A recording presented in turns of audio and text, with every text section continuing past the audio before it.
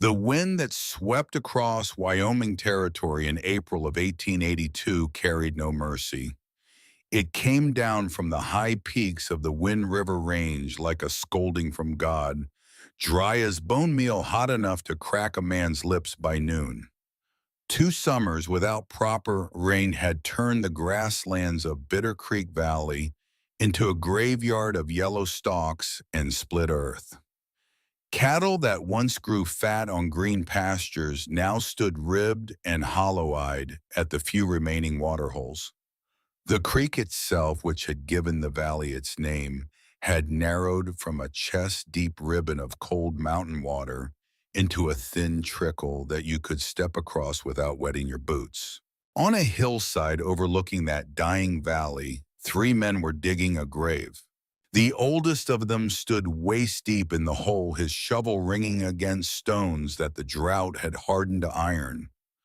Sweat ran in rivers down his bare chest and shoulders, cutting clean tracks through the dust that coated his skin. His name was Ezekiel Hollister, and at 33 years old, he carried himself like a man twice that age. There was a scar that ran from his hairline down through his left eyebrow, a long pale crescent that had faded over the years but had never really healed. Antietam had given him that scar. Spotsylvania had given him the limp he tried to hide. The war had given him a great many things and had taken away a great many more.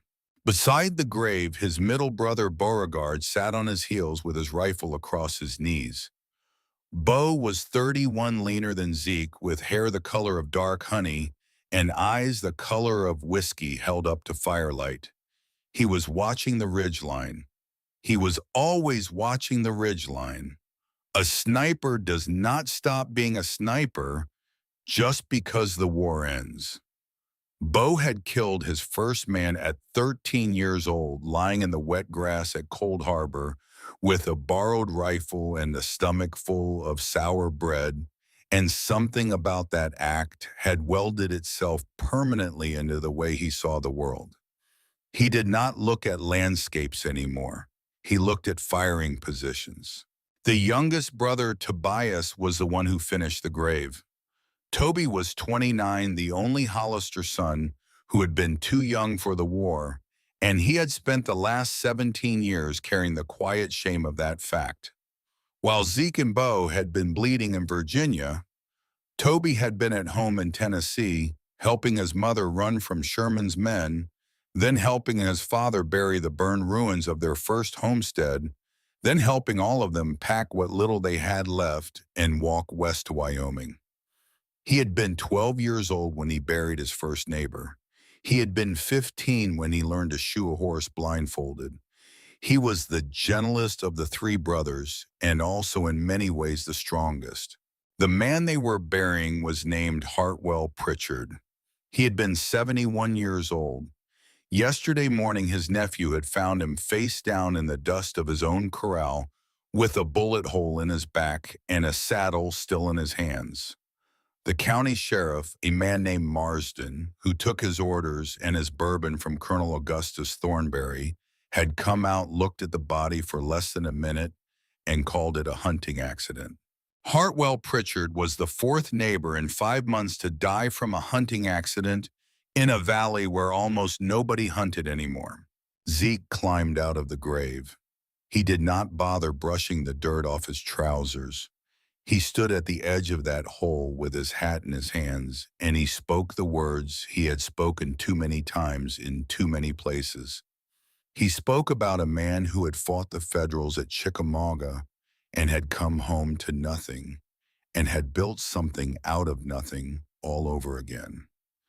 He spoke about a man who had lent his last sack of flour to the Atherton family last winter when they had nothing to feed their children. He spoke about a man who had been shot in the back on his own land by men who would never have to answer for it in any court that the Wyoming Territory currently recognized. When he was done speaking, Beau spat tobacco juice into the cracked earth and said, 4 families dead, Zeke. 6 families gone. How many more before we do something? Toby did not look at his brothers.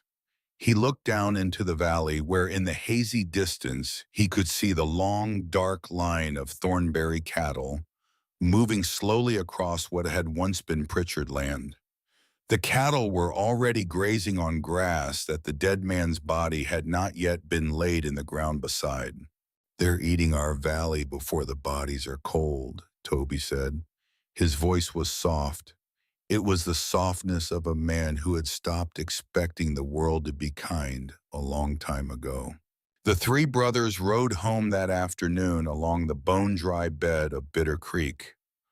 The water in the middle of the trickle was no wider than a man's hand. Trout that had once filled this stream were now memories. Ezekiel rode at the front, and as the miles passed, he thought about the letter from the Territorial Land Office that had come last week.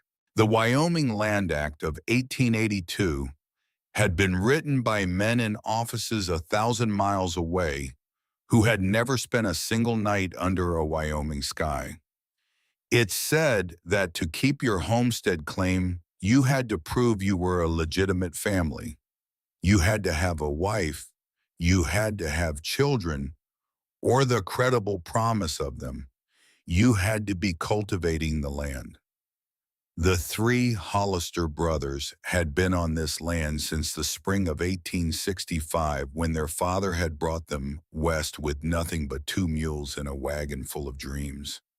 They had built every wall of every building on Hollister's Hollow with their own hands. They had buried their mother under the cottonwood by the creek. They had buried their father on the high ridge where he could watch the sunrise. And in 6 months by the new law, all of it would belong to Augustus Thornberry because 3 bachelor brothers did not constitute a family. That night after Toby had gone to the smithy to bank his forge fires, Zeke sat at the heavy oak table in the main room of the house with a piece of paper and a steel-nibbed pen. Bo leaned in the doorway with a cup of coffee gone cold in his hands. "You writing it tonight?" Bo asked. "I'm writing it tonight. 1 woman, 3 of us. 1 woman, 3 of us." Bo was quiet for a long moment. Then he said, "You think any decent woman in this country will answer that?" Zeke dipped his pen.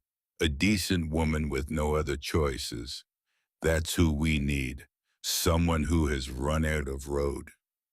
The advertisement that he wrote that night by the yellow light of a single oil lamp would change every life in the valley. In a rented room above a fishmonger's shop in St. Louis, Missouri, a young woman named Cordelia Whitfield sat on the edge of a sagging mattress and counted her money for the 3rd time that morning. $18.42. That was everything she owned in the world that was not on her body or in the small carpet bag at her feet. Her father's old Colt revolver wrapped in oilcloth lay beneath her pillow. Her mother's wedding ring was sewn into the lining of her bodice where no pickpocket would find it. Cordelia was 22 years old. She had hair the color of dark honey that fell in soft waves past her shoulders, eyes the color of cornflowers in a Missouri summer field, and a face that strangers often described as sweet without quite knowing why. She was a full-figured young woman, soft and round in the way that the painters of an earlier century had loved, with a generous bust and wide hips and arms that had grown strong from years of kneading bread dough in the back of a German bakery on Olive Street. She was not the fashion of the moment. The young ladies on the magazine covers were all corseted into severe hourglasses with waists no thicker than a man's wrist. Cordelia had given up trying to be that kind of woman. Her body was what it was. She had her mother's softness and her father's stubbornness, and at 22 years old, she had buried both of them, and that was just how it was. She had also 3 weeks ago watched the mayor of St. Louis order the murder of a city councilman. She had been delivering a tray of pastries to the back kitchen of the mayor's house, the way she did every Tuesday morning. The cook had been late letting her in. She had stood on the back porch with her tray growing heavy in her arms, and through the open window of the study, she had heard a man with a deep voice say very clearly that Councilman Edward Brennan had become a problem, and that the problem needed to be ended before Friday, and that he did not want to know the details. She had heard another voice softer with an Irish accent say, "It will be done quietly, Mr. Mayor." 2 days later, Councilman Brennan had been found floating in the Mississippi with stones in his pockets. Cordelia had told no one. She had no one to tell. Her father had died 4 years ago in a railroad accident crushed between two coupling cars at the Union Depot. Her mother had died 18 months after that of typhoid fever in the same iron-frame bed where she had given birth to Cordelia 22 years before. There were no aunts, there were no uncles. There was a German baker named Mr. Kessler who paid her $3 a week and let her sleep in the storeroom. And there were the women at the boarding house who knew her name, and that was the entirety of her human connections in the world. She had told no one, but the man with the Irish accent had found out anyway. His name was Finn O'Doherty, and Cordelia had first seen his face on the third Tuesday after Councilman Brennan was pulled out of the river. She'd been walking home from the bakery in the long blue dusk when she had seen him standing across the street from the boarding house, leaning against a lamppost, smoking a cigarette and watching the front door. He was a tall, lean man, perhaps 40 years old, with red hair gone mostly to gray, and a face that had been handsome before too many fights had broken too many of its features. He was watching the door with the same patience that a cat shows when it watches a hole in the wall. She had not gone home that night. She had walked instead to the rented room above the fishmonger's shop, where the elderly widow who owned the building had taken her in without asking questions. She had not gone back to the boarding house for any of her clothes. She had not gone back to the bakery. For 2 days she had not eaten because she did not dare go down to the street. On the third day, Widow Penelope Larkspur had brought her a cup of weak tea and a copy of the matrimonial news. "Child," the old woman had said, sitting down on the edge of the bed with the careful slowness of arthritic knees, "you are going to die in this room if you stay in it. There is a man across the street who is waiting for you to come out. I have seen men like that before in my long life. They do not give up. They do not get tired. They wait. And when you finally have to come out because hunger or sickness or some small, foolish errand drives you out, they will be there. Do you understand me, child?" Cordelia nodded. She was beyond words. "There is no help for you in this city," Widow Larkspur said. "The police belong to the mayor. The lawyers belong to the mayor. The judges belong to the mayor. You cannot stay here. You must go west. And you must go in a way that does not leave a trail he can follow." She pressed the newspaper into Cordelia's hands. Cordelia read every advertisement in the matrimonial section that night. Most of them filled her with a quiet dread. Widowers wanting unpaid housekeepers, sodbusters wanting unpaid field hands, old men wanting young wives to nurse them through their final illnesses. She read each one and laid it aside.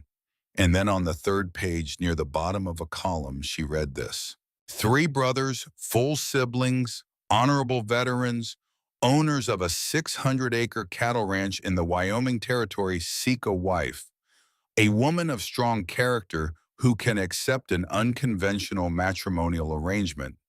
In return, train fare paid in full protection guaranteed against any threat she may carry with her, and treatment in keeping with the highest standards of honor. Inquiries to E. Hollister, Bitter Creek, Wyoming Territory." She read it 3 times. She understood on the second reading what the unconventional arrangement meant. She understood on the third reading what was meant by any threat she may carry with her. These were men who knew that a woman who answered such an advertisement was a woman with reasons. These were men who were offering in plain words to stand between her and whatever was chasing her. She wrote her reply that same night. The train ride out of St. Louis took 6 days.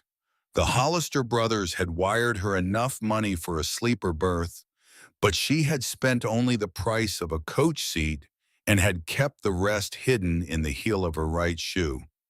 She did not speak to anyone on the train. She kept her bonnet pulled low, and her father's revolver in the carpet bag at her feet, with the bag wedged between her ankles, so that no one could lift it without waking her. It was on the second morning of the journey, somewhere in the rolling green hills of eastern Kansas, that she saw him. She had risen from her seat to go to the water cooler at the back of the car, and as she walked down the swaying aisle, she glanced into the next car forward through the glass of the door, and there, 3 rows back, reading a newspaper with a gray hat pulled low over his eyes, was Finn O'Doherty. She nearly fell. She caught herself on the back of a seat, her heart hammering against her ribs so hard that she was certain the man across from her could hear it. She did not look back through that door. She walked very slowly, very calmly back to her seat. She sat down. She stared at her reflection in the window glass. The Kansas hills rolled past green and indifferent. He had been on the same train. He had been on it the entire time. Somehow, somewhere, he had intercepted her letter, or her reply, or some other thread that had led him to this train, to this car, to this exact route, across the empty country, and he had not come for her yet. That was the part that made her hands tremble for the rest of that morning. He had not come for her yet because he was waiting. He was waiting until she was somewhere far from cities, far from witnesses, far from any law that would care what happened to a fat young baker's girl from a German storefront on Olive Street. He was waiting for Wyoming. For the rest of the journey, Cordelia did not sleep more than 2 hours at a stretch. She kept her revolver out of the carpet bag now. She kept it in the deep pocket she had sewn into the inside of her traveling cloak. Her hand rested on the grip every time she closed her eyes. The train brought her to a railhead called Rock Springs, and from Rock Springs she boarded a stagecoach that took her north and east into the Wind River foothills. The stagecoach ride took 2 more days. The country grew larger and emptier and more astonishing with every mile. She had never seen mountains before. She had never seen a sky so big that it seemed to bend down at the edges to touch the earth. She had never felt so small or so visible. On the afternoon of the 8th day since she had left St. Louis, the stagecoach pulled into a town called Buffalo Forks. It was barely a town at all. One main street made of dirt that the wind had blown into long, pale ridges, a general store, a telegraph office, a saloon called the Black Spur, a livery stable, a blacksmith shop, a small Methodist church with a bell tower made of unpainted pine, and at the far end of the street on a low rise of ground, a cemetery that was visibly far too large for the population of the town. Cordelia stepped down from the stagecoach onto a wooden platform that creaked under her weight. The driver handed down her single small trunk. The dust that her shoes raised hung in the still air for a long moment before settling slowly back to the ground. And there, standing at the edge of town, not in town, but at the edge of it, were 3 men on horseback. She knew immediately that they were the Hollister brothers. They were the largest men she had ever seen. Not heavy, not fat, tall the way old oak trees are tall, with shoulders broad as wagon yokes and arms that strained the sleeves of their faded work shirts.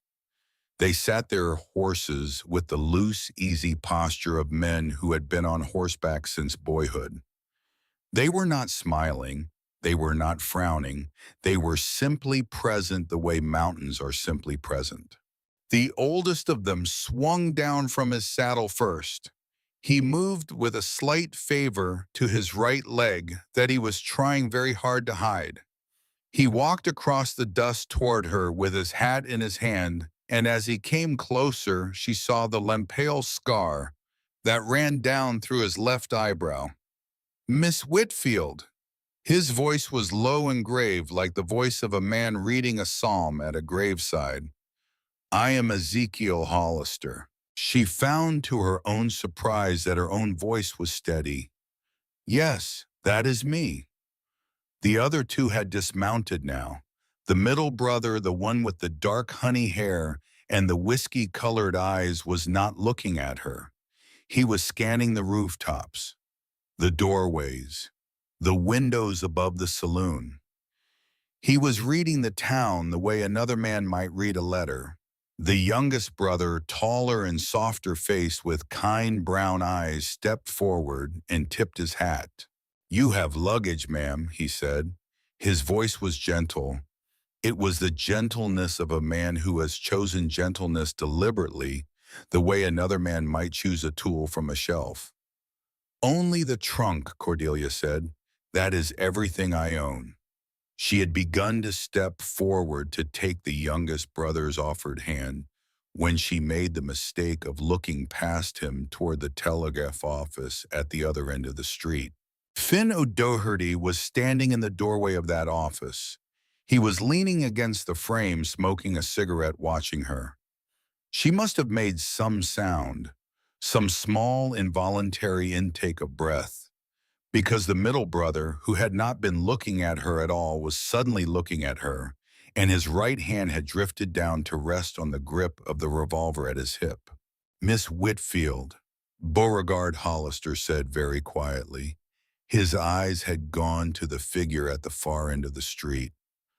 The man in the black coat at the telegraph office. Do you know him? Cordelia hesitated. She had rehearsed many things on the long ride west. She had rehearsed how she would explain herself, how she would beg for protection, how she would offer to leave at the first sign that the brothers regretted their advertisement. She had not rehearsed this. She had not rehearsed the moment in which she would have to tell three strangers in plain daylight on a public street that there was a man 200 yards away who had come to murder her. But she looked at Beau Hollister. She looked at the flat, steady stillness of his eyes, and she understood that this was not a man who would believe a lie even if she told one well. Yes, she said. Her voice was small, but it did not waver. He is here to kill me. The three brothers did not look at one another. They did not need to. There was a half second of stillness, and then the world began to move again, but it was moving on a different set of rails than it had been a moment before. Ezekiel turned to the youngest. Toby, get the trunk. Get Miss Whitfield in the wagon. You will take her to the hollow. You will take the back trail through the cottonwoods. You will not stop until you are home. Zeke, Cordelia began. He is not alone. There may be others. Ezekiel looked at her for the first time with something other than careful courtesy. He looked at her the way the captain he had once been might have looked at a green lieutenant who was about to learn something important about war. Miss Whitfield, Beauregard and I fought 30,000 men of the Army of the Potomac at Sharpsburg in 1862. One Irish killer is not a problem. He is a small administrative matter. Please get in the wagon. She got in the wagon. Toby Hollister handed her up onto the seat with the same careful gentleness that he had shown taking her trunk. He climbed up beside her. He clucked to the team. The wagon creaked into motion. As they rolled past the telegraph office, Cordelia kept her eyes fixed on the horizon ahead. She did not look at Finn O'Doherty. She did not have to. She could feel his eyes on her like a cold hand on the back of her neck. When they had cleared the last building of Buffalo Forks and the road bent into a stand of cottonwoods along a dry creek bed, Toby finally spoke. "You can breathe now, ma'am. He cannot see us anymore." Cordelia let out the breath she had been holding for what felt like an hour. Her hands began to shake. She clenched them in her lap to make them stop. "I am sorry, Mr. Hollister. I should have written to your brother. I should have warned you. It was not fair to come here without telling you." Toby kept his eyes on the team. "You wrote that you needed protection from a threat. My brother wrote back that we offered it. There was no need to put the details in a letter that any postal clerk could open. You knew. We assumed. Most women who answer that kind of advertisement that are running from something. Your handwriting was steady. Your replies were intelligent. You used the word arrangement instead of marriage in your second letter. We assumed you were a woman with reasons and that the reasons might have hands and feet." Cordelia stared at him. "And you came anyway." Toby finally looked at her. His eyes in the slanting afternoon light were the color of warm amber. "Ma'am, we came especially."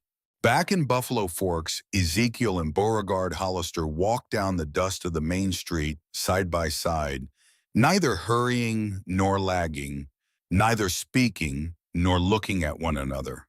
They walked the way a pair of old wolves walk into a clearing where another wolf is feeding on a kill. Finn O'Doherty saw them coming and did not move.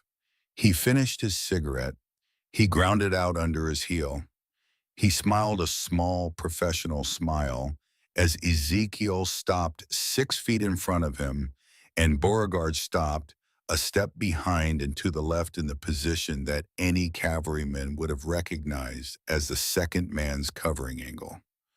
"Gentlemen," O'Doherty said in a voice that carried the soft music of County Cork, "a lovely afternoon." "Miss Whitfield says you have been following her," Ezekiel said. "Miss Whitfield." O'Doherty smiled and shook his head, regretful and amused. "I do not believe I know any Miss Whitfield." "Wrong answer," Beauregard said. His voice was as flat as a frozen lake. "I remember faces. You came down from the same train she did at Rock Springs. You boarded the stagecoach behind hers at the swing station yesterday. You were inside the telegraph office for 40 minutes this morning, and the only telegraph that left this office in that period was one signed Finnegan, which is your given name, sent to a code address in Cheyenne. You are waiting for her. The only question is who you are working for and whether telling us will buy you a slower death than not telling us." The smile on O'Doherty's face moved. It did not vanish exactly. It simply ceased to mean anything. "Gentlemen," he said, "I think there has been a misunderstanding." "There has been no misunderstanding," Ezekiel said. "There are only choices. The first choice is that you board the next eastbound stagecoach, which leaves at 4 o'clock this afternoon. You ride that coach back to Rock Springs. You board the first eastbound train. You do not stop until you are in St. Louis or Chicago or Boston or whatever hole you crawled out of, and you never come west of the Mississippi River again as long as you live. The second choice is that we bury you in the cemetery at the end of the street with the 4 other men who came to this valley looking for trouble in the last 5 months. Take a moment. Choose." O'Doherty was an intelligent man. He had survived in his profession for 20 years by being intelligent. "I believe I will take the 4 o'clock stagecoach," he said. "A wise selection," Beauregard said. "I will be sitting on the bench across from the stage office until it leaves. If you take one step toward the telegraph window, or one step toward the saloon, or one step toward your hotel room to retrieve any item, including any item you may have left there in case of difficulty, I will shoot you in the spine. You will not die quickly. Do we understand one another? We understand one another. Good, Ezekiel said. He turned and walked away. Beauregard sat on the bench across from the stage office for the next 3 hours and 47 minutes. He did not move.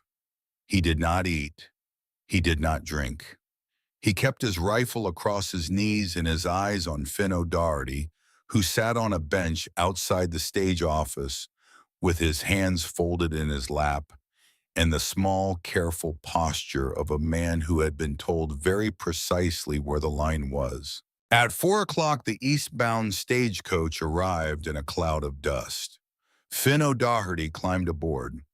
The coach pulled away. Beauregard waited until the dust had settled and the coach was a moving speck on the brown horizon.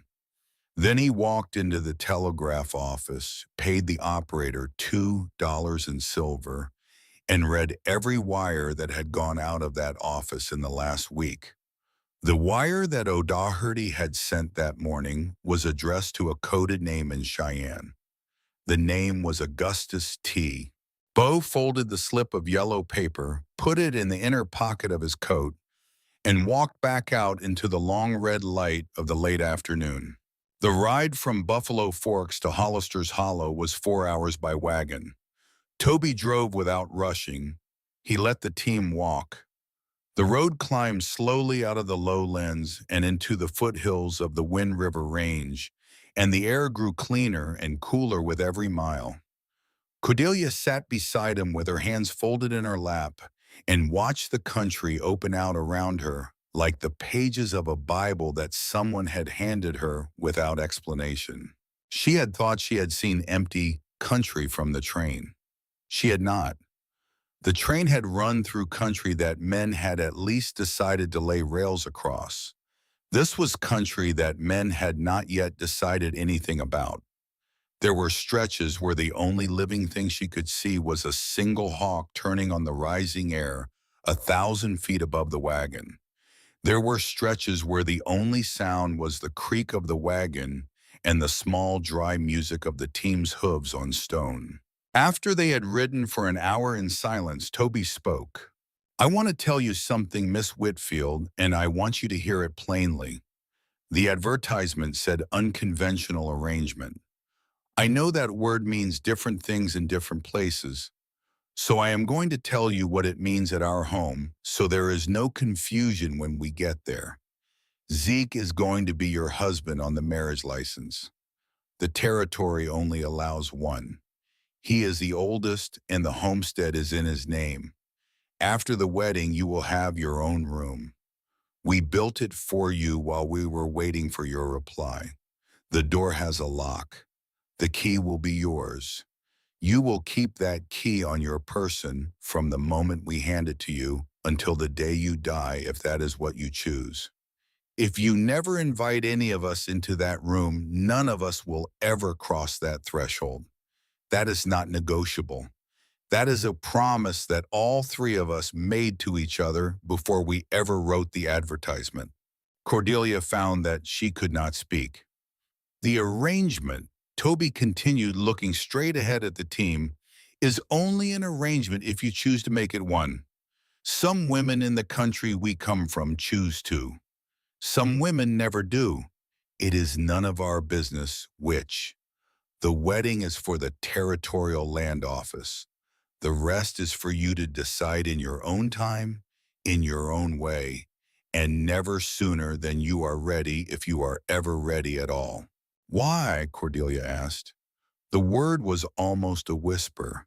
Why would 3 men go to the trouble of bringing a wife all the way out here and pay her train fare and stand between her and a killer in a public street only to promise her that they will never expect her to come out of her own room? Toby was quiet for a long moment. Because, he said at last, our mother taught us that any house built on a frightened woman is a house that will fall down in the first hard wind. And our father taught us that a man who takes what is not freely given is not a man at all. And because, Miss Whitfield, we did not write that advertisement to find a servant or a body or a ghost to put on a piece of paper. We wrote it to find someone who might in time choose to call this country her home. A choice cannot be a choice if it has been forced. Do you understand? She understood. She understood in a way that made her chest hurt. She did not speak again until the wagon crested the last low ridge and the valley of Hollister's Hollow opened out below her. It was a green pocket cupped between two arms of the mountain, smaller than she had imagined and somehow larger than she had imagined at the same time. There was a creek running through the center of it, smaller than it should have been because of the drought, but still running, still alive, threading through stands of cottonwood and willow. There was a long log house with 2 stories, with a wide covered porch on the front, with real glass in every window, an extravagance in this country that struck her almost as hard as the mountains had. There was a barn, there was a smokehouse, there was a smithy with a stone chimney from which a thin blue thread of smoke was rising. And there on a high ridge to the east were 2 graves under a single cottonwood tree. Mama and Papa, Toby said, following her eyes. Mama died of typhoid in 75. Papa died in 1880. Wagon rolled over on him in a notch up by the high pasture. Sheriff Marsden called it an accident. And you do not believe him. I have looked at that wagon 100 times, Miss Whitfield. The brake rod was cut 3/4 of the way through on the underside where a man would not see it unless he was looking. Papa drove that road every week of his life. He did not have an accident. He had a sheriff who was paid to call it one. Cordelia looked at the 2 graves under the cottonwood, and then she looked at the man beside her, and she understood for the first time the full weight of the country she had married into. 3 days later, Ezekiel and Beauregard came home from Buffalo Forks. They came in the long blue hour just before sunset, riding tired horses up the long slope toward the house. Cordelia heard them coming and went out onto the porch and stood there with her hands clasped in front of her apron and watched them ride in. They reined up at the hitching rail. Beauregard swung down first, then Ezekiel slower, favoring the bad leg. He is on the train, Bo said without preamble. Eastbound. I watched the coach until it was past the second swing station. He is gone. Cordelia let out the breath she had been holding for 3 days. Thank you, she said. Ezekiel touched the brim of his hat. There is something else, ma'am. The wire he sent before we found him. He sent it to a coded name in Cheyenne. The name was Augustus T. Augustus T. Augustus Thornberry, the man who has been killing our neighbors for 5 years. Whoever sent O'Doherty to find you in St. Louis is in business with the man who has been trying to take this valley from us. They are not the same operation, but they have shaken hands. They have agreed to help one another. You and we are not 2 separate problems for them anymore. We are the same problem. She felt the porch tilt slightly under her feet. She put her hand on the post to steady herself. Then I have brought my trouble onto your house. No, Miss Whitfield. It was Bo who spoke. You have brought your trouble into a house that already had its own trouble, and now we know that the 2 troubles know each other. That is not a misfortune. That is intelligence. Intelligence is what wins wars. The wedding took place on a Saturday morning in the front parlor of the house. It was performed by the Reverend Thaddeus Cole, a circuit-riding preacher from Tennessee who had served as a chaplain in the same regiment as Zeke and Bo during the war, and had remained one of the only men on earth that the Hollister brothers entirely trusted. Reverend Cole was 64 years old, white-haired, blue-eyed, with hands that had buried more young men than he cared to count. He read from the 8th chapter of Romans. He pronounced Ezekiel and Cordelia man and wife. When the brief service was done, Ezekiel did something that none of them had planned. He went down on one knee in front of Cordelia. He took from his belt a holstered revolver. It was an old single-action Colt, well-oiled with grips that had been worn smooth by a hand that had carried it for a long time. "Cordelia," he said, "this pistol belonged to my mother. She carried it across the plains in 1865. She used it once on the second night out of St. Joseph to discourage two men who thought a wagon driven by a woman and three boys would be easy pickings.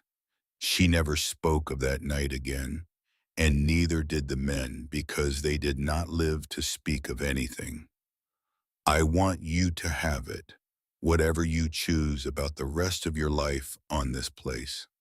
Whatever you choose about us, you have a right on this land to defend yourself. No one, not Thornberry, not O'Doherty, not any man who walks the earth, has any right to put a hand on you that you have not given. That is my oath as your husband." Beauregard stepped forward. "And as your husband's brother, I make this oath. Any man who tries to harm you will meet my Sharp's rifle from 800 yards. He will not hear it. He will not see it. He will simply stop existing. That is not a threat. That is a description of a service I will provide free of charge for the rest of my life." Toby was the last. He did not kneel. He simply stood there with his big hands folded in front of him, and he spoke very softly.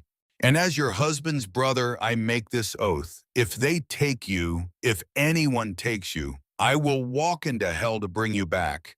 You are family now. There is no road I will not walk."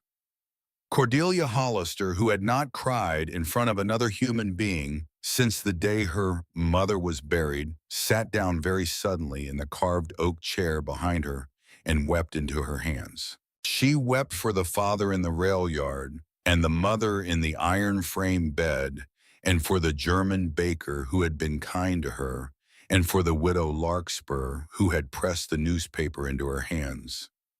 She wept for the long 6-day train ride and for the eyes of Finn O'Doherty in the doorway of the telegraph office.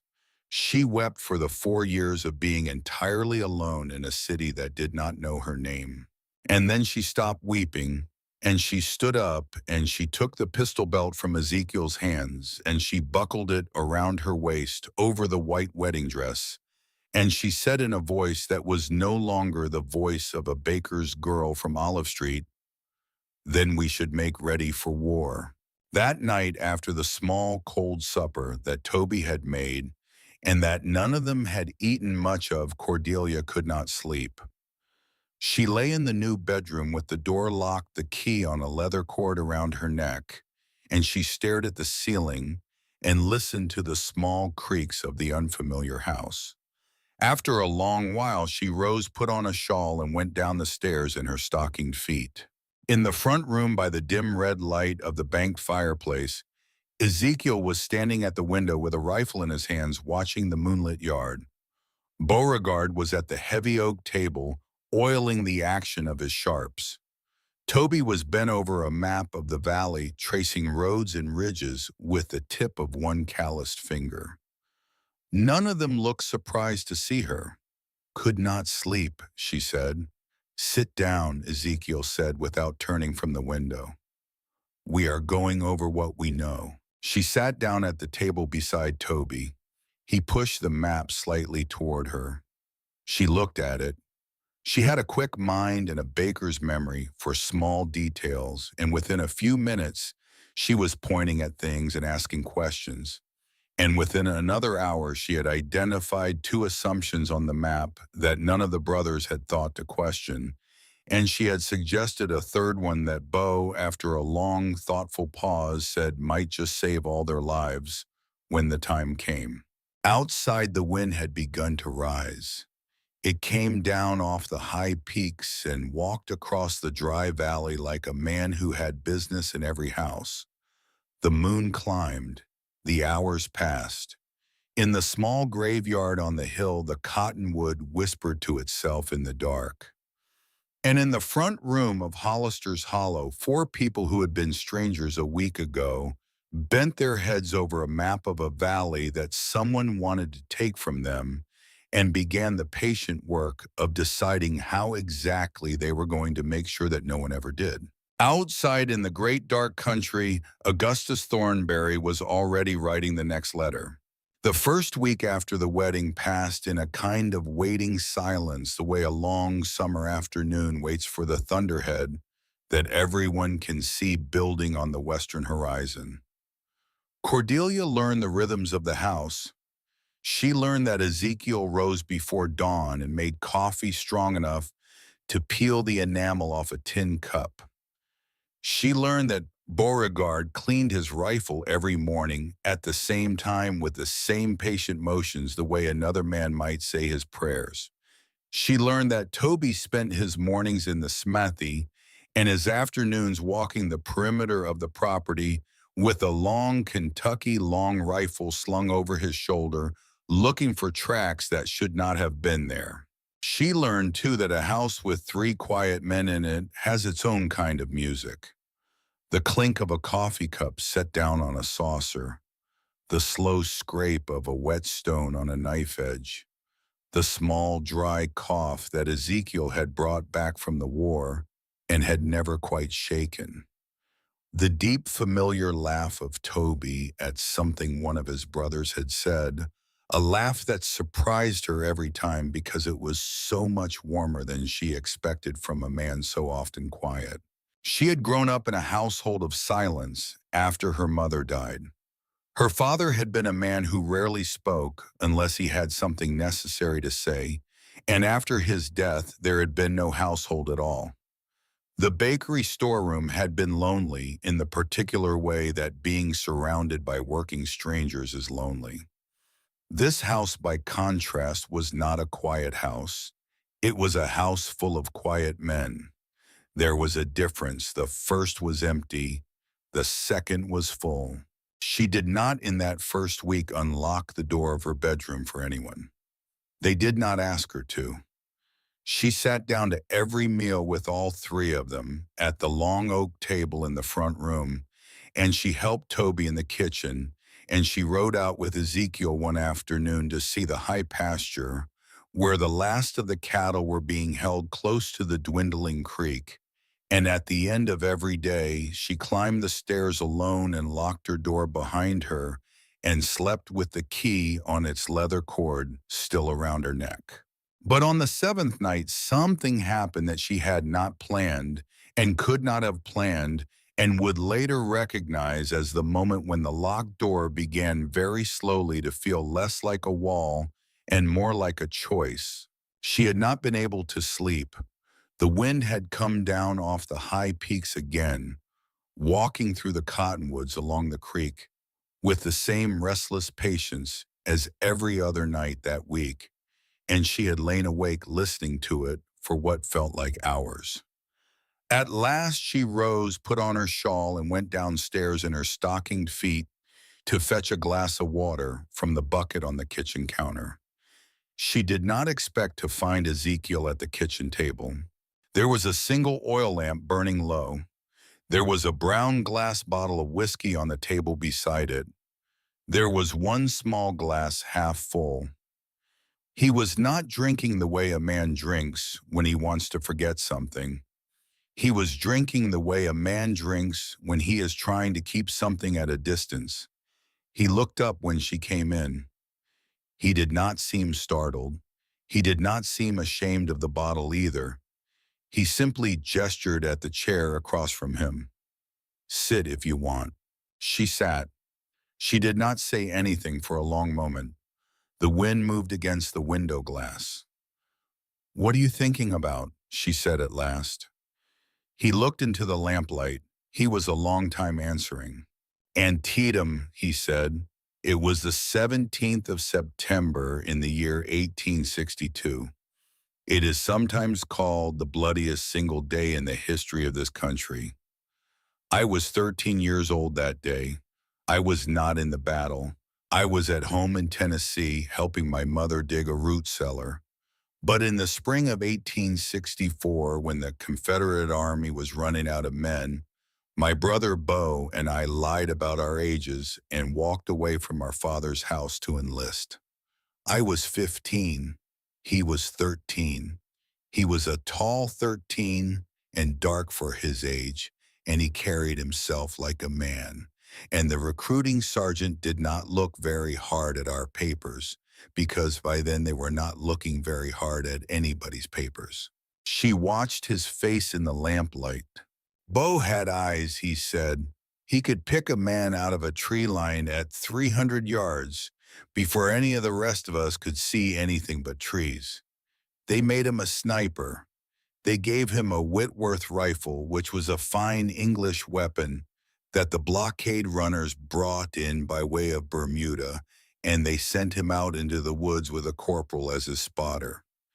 He killed his first man at Cold Harbor. He has never told me how many he killed in total.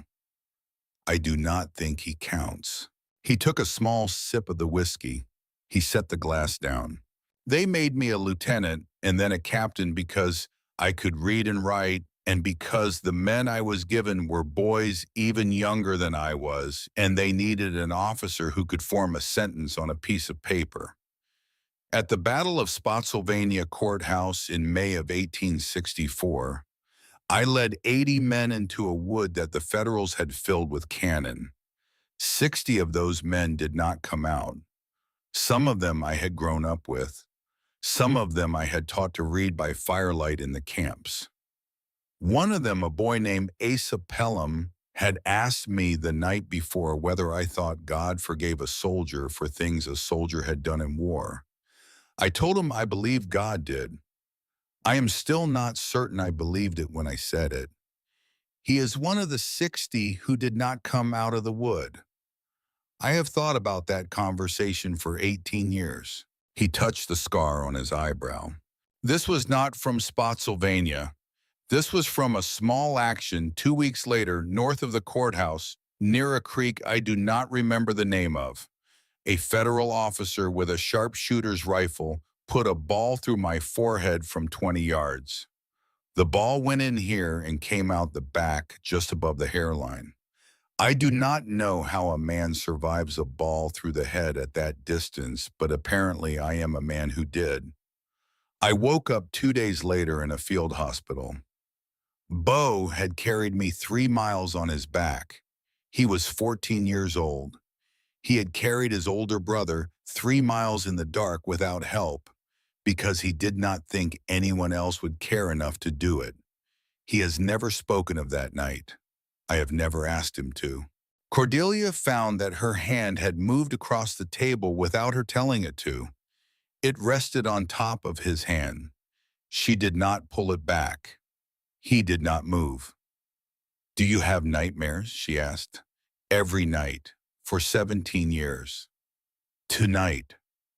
Tonight is the first night in many months that I have not had one. I did not have one last night either. I do not know why." She knew why. She did not say so. She just left her hand on his. After a long while, she said, "Did your brother ever tell you that he cried?" "Bo, when he was carrying you, he must have been very afraid." Ezekiel looked at her for a long moment. Something in his face moved very slightly. "He has never told me, but yes, he was very afraid." I knew, even half-conscious, that he was crying.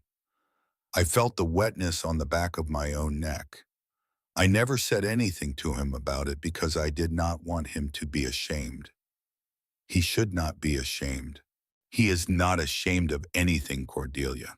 That is not the right word. He is angry. He has been angry since he was 13 years old.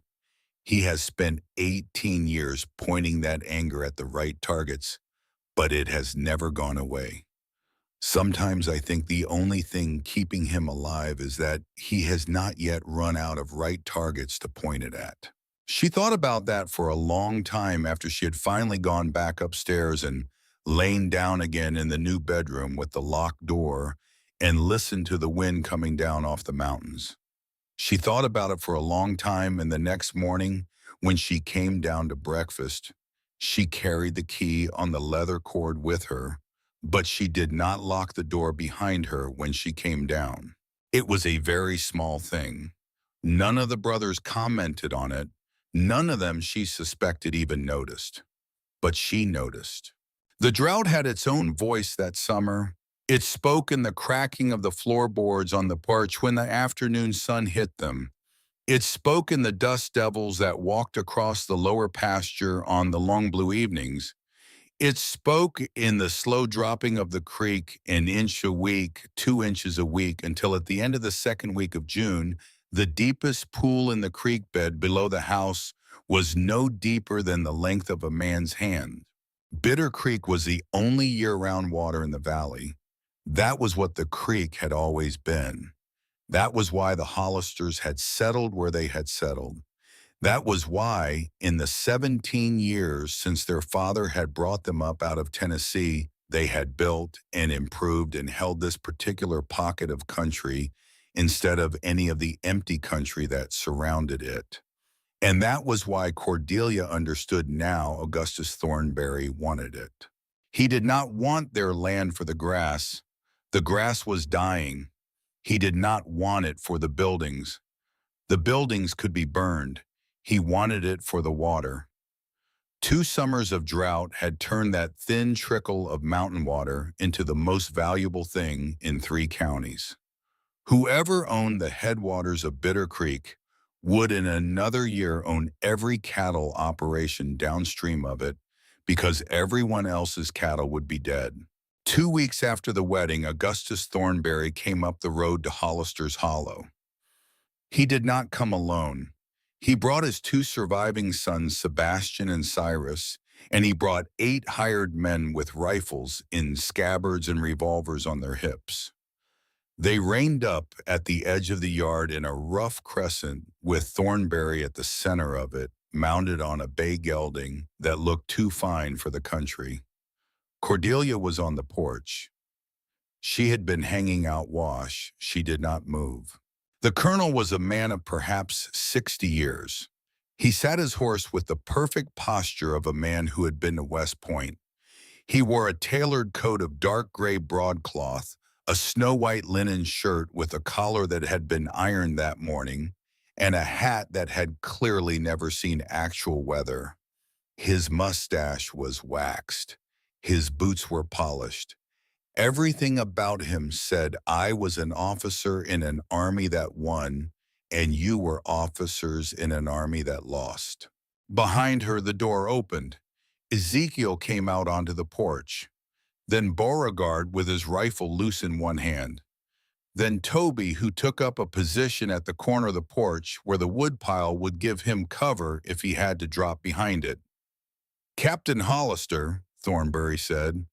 There was a careful, polite sneer in the title. Or perhaps I should say former captain. The Confederate Army no longer exists after all, so technically, I suppose neither do you. Ezekiel did not respond. He simply waited. I have come to congratulate you on your marriage, Thornberry said. He let his eyes drift to Cordelia. Mrs. Hollister, I believe. Formerly, I am told, Miss Whitfield of St. Louis. She felt her stomach contract. She did not move her hand toward the revolver at her hip, but she became aware of exactly where it was. I do not see, Ezekiel said quietly, how that information is any business of yours, Colonel. Oh, but it is. Thornberry's smile widened. I received a telegram yesterday, you see, from a business associate in St. Louis. There has been some unpleasantness in that city. A murder. A respected councilman found in the river. The local authorities believe there may have been a witness. A young woman, honey-colored hair, round cheeks, a figure that my associate said would be difficult to miss in a crowd. He looked directly at Cordelia. Sounds rather like your new wife, does it not? Beauregard took one step forward. The motion was small, almost lazy, but the rifle in his hand was no longer loose. What exactly, Beau said, are you offering, Colonel? I am not threatening anything, gentlemen. I am offering. The information that has been forwarded to me from St. Louis could very easily be misplaced, lost in transit, destroyed in some unfortunate clerical mishap. In return for that small administrative kindness, you would sell Hollister's Hollow to the Thornberry Cattle Company at fair market value. You would take the money.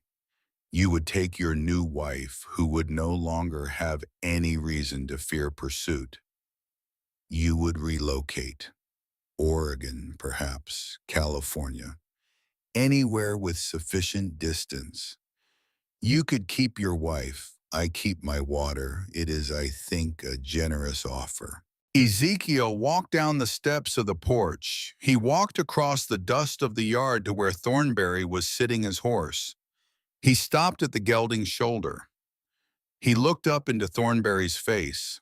Let me say something to you very plainly, Colonel, Ezekiel said. Cordelia Hollister is not an item of property to be traded. Hollister's Hollow is not an item of property to be traded. And if you ever again come up this road to use my wife as leverage against me, I will ride to Cheyenne. I will go to the office of United States Marshal Frederick Wainwright. I will lay before him a written record that I have been keeping for 5 years. It contains the names of every man and woman in this valley who has died in a hunting accident, or a wagon accident, or a riding accident, or any other small, convenient mishap since you and your sons arrived. It contains the names of witnesses. It contains the names of men in your employ who have been seen at the scenes of those accidents in the hours before they occurred. It contains, in 3 separate cases, written affidavits from witnesses who have entrusted me with their accounts because they did not believe Sheriff Marsden could be trusted to keep them. I have been gathering this evidence for a long time, Colonel. I have not yet brought it forward because I did not yet have enough. I have enough now. For the first time since he had ridden into the yard, Augustus Thornberry's face changed. It was a very small change. The waxed mustache did not move. The polished posture did not slacken. But something had happened behind his eyes. Some small and previously concealed thing had been touched. You are bluffing, he said. I fought you at 5 Forks, Colonel, Ezekiel said. It was the 1st of April in the year 1865. You were attached to General Sheridan's cavalry. I was attached to General Pickett's division. I watched from a stand of oak trees on a low rise as 200 men of your command were cut to pieces by our own artillery in a single afternoon. They were not even your fault. They were Sheridan's fault. He had ordered them into a position from which they could not retreat. I watched them die. I have a good memory for the men I watched die, Colonel. I remember your face from that afternoon. You were riding along the line trying to rally what was left of them, and you were screaming, and there were tears on your face. I remember thinking at the time that you were a man who at least cared about his men.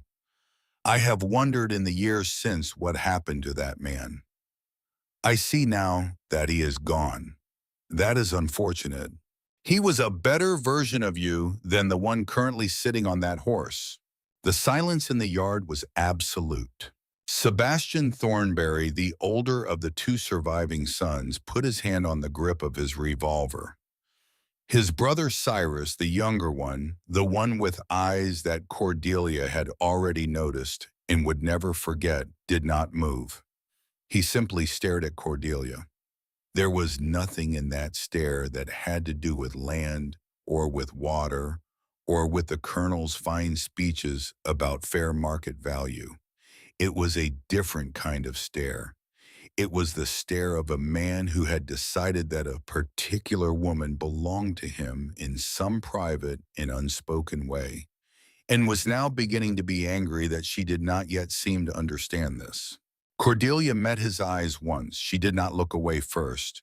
She let him understand that she had seen him and that she had taken the measure of him and that she was not afraid in the way he wanted her to be afraid. Then she shifted her gaze deliberately back to the colonel.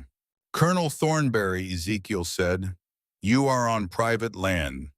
You will turn your horse around. You will ride back the way you came. And the next time you have a proposal to make to my family, you will make it through a lawyer in the territorial courthouse in Cheyenne in the presence of a federal judge. Do we understand one another?" Thornberry's hand tightened on the reins. He looked down at Ezekiel for a long moment. He did not answer. He turned the gelding. He led his sons and his 8 men back down the road.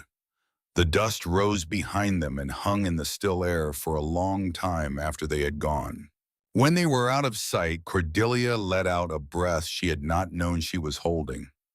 She turned to find Toby standing very close behind her, the long Kentucky rifle held casually across his chest. He had been ready, she realized, to step in front of her if anyone in that crescent of riders had so much as moved a hand the wrong way.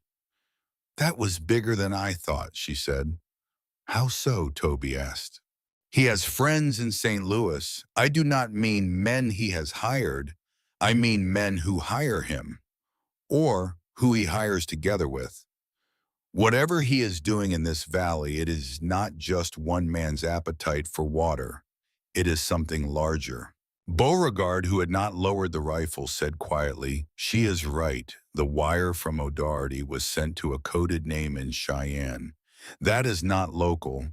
The name Augustus T. is being used in correspondence between St. Louis and Cheyenne. There is a network. We have been thinking of this as our valley's problem. It is not just our valley's problem. Whatever is moving against us is moving in other places too." Ezekiel came back up onto the porch. He looked tired. The bad leg was paining him. He sat down heavily on the bench beside the door. "Then we cannot fight it alone," he said. "No," Cordelia said, "we cannot." The plan that grew out of that afternoon was in the beginning Cordelia's plan. She told them that evening at the long oak table what she had been thinking about for 2 weeks. The valley had 5 remaining homestead families, not counting the Hollisters. Each of those families had lost something to Thornberry or to men working for Thornberry. None of them had ever spoken to the others about it because each family believed it was alone. In St. Louis, she said, there are political clubs, charitable societies, reading circles, women's auxiliaries. They are how a city talks to itself. They are how people who have suffered the same wrong learn that they have suffered the same wrong instead of each one believing she is the only one. The valley does not have any of that. People here are isolated in their own grief. So they each carry their own grief, and they each think nothing can be done, and Thornberry counts on that. "What are you proposing?" Beau said. "I am proposing that we visit every family in this valley. I will go, with Toby for protection, because no one will be afraid of a woman with a kind man at her elbow. I will bring bread. I will bring sewing. I will sit in their kitchen, and I will listen. Women talk to other women, especially when one of them is a stranger, and ask no awkward questions. I will find out what each family has lost. I will write it down. And when I have visited all of them, we will know what we have." For 3 weeks, that is what she did. Toby drove her in the small wagon, the Kentucky rifle always within reach behind the seat. She brought bread. She brought a tin of butter cookies that she had baked from her mother's old recipe. She brought a sewing basket and a few yards of dark calico that she had bought in Buffalo Forks. She visited the McAllister family on the lower flats, and old Mr. McAllister, who was 65 and a widower, sat at his kitchen table with his hands wrapped around a tin cup and told her about his eldest son. He told her how the boy had ridden out one morning to chase Thornberry cattle off Hollister land. He told her how the boy had not come back. He told her how, when they had finally found the body 3 days later in a draw above the creek, there had been a length of frayed rope around the boy's neck and dark bruising under it that no riding accident in the world could account for. He had not told anyone outside his own family. He had been afraid. He had thought no one would believe him. Cordelia took his hand and he wept, and she wrote down everything he said. She visited the Sutter family, and Mrs. Sutter, who was 38 and grayer than she should have been, told her in a low voice that her husband Hiram had been found at the bottom of a ravine with a broken neck and a dead horse beside him. The sheriff had called it a fall, but when they had washed the body for burial, there had been a wound in his chest. A wound made by a small caliber pistol fired at close range. A wound that any embalmer in any city in the country would have known on sight. Mrs. Sutter had not told anyone. She had not even told her own children. She had been afraid that the men who killed her husband would come back for her if she made any noise. She visited the Krzysztof family immigrants from a part of the world Cordelia had only read about in newspapers, who had come to Wyoming 6 years ago with 3 milk cows and a Bible printed in a language Cordelia could not read. Mr. Krzysztof spoke very little English. His wife spoke more in careful schoolroom phrases, and she told Cordelia with her eyes fixed on her hands the entire time that one night in the spring of 1881, 3 men had come to their cabin while her husband was away at a neighbor's calving. 3 men with bandanas tied across their faces. They had not stolen anything. They had instead done other things. After they had gone, Mrs. Krzysztof had been afraid for many weeks that she was carrying a child that would not be her husband's. There had been no child, but there had been a small daughter, 2 years old, sleeping in the next room that night. And the daughter had taken sick a week later, and the daughter had died. Whether the sickness had come from fear or from something the men had brought into the house with them, Mrs. Krzysztof did not know.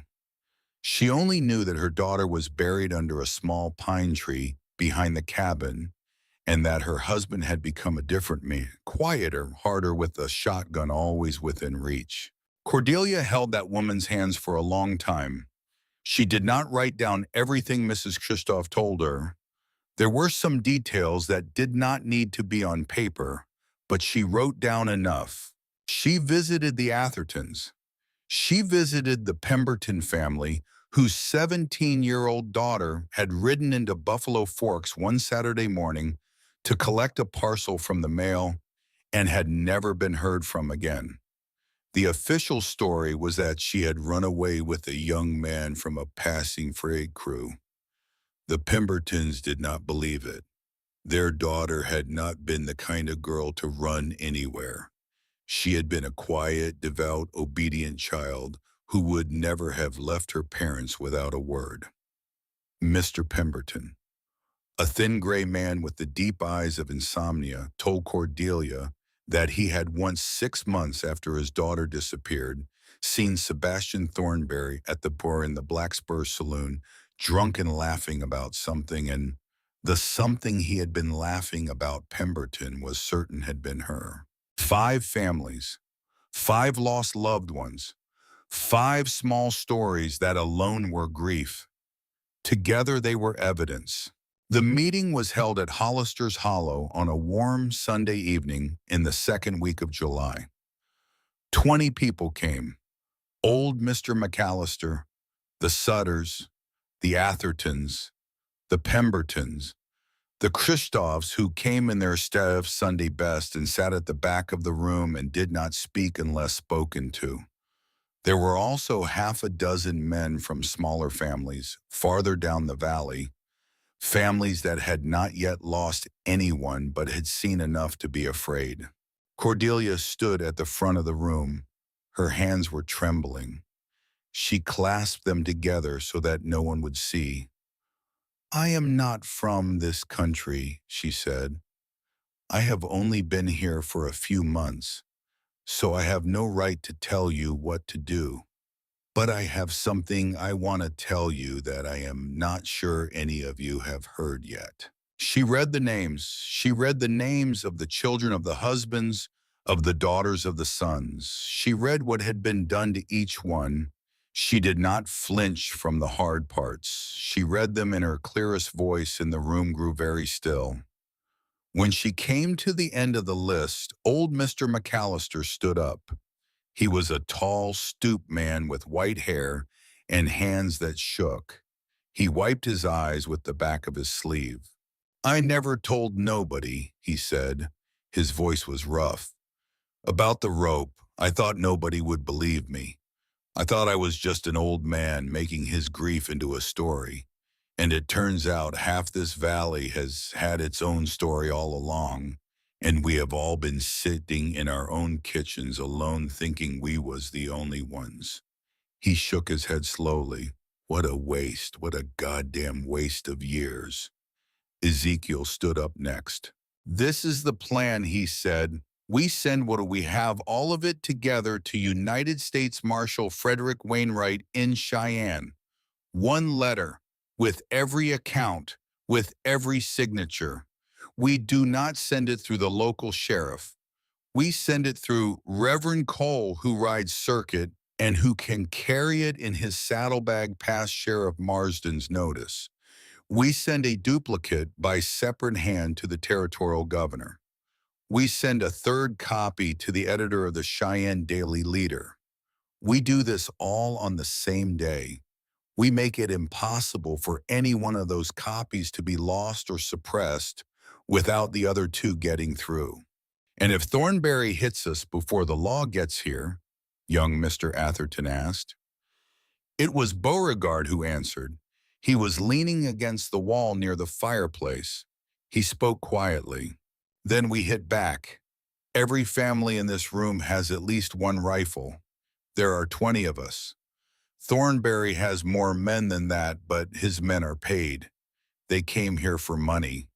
The day mortar on this thing rises, the day the bill they are owed starts to look smaller than the bill they might pay, those men will leave.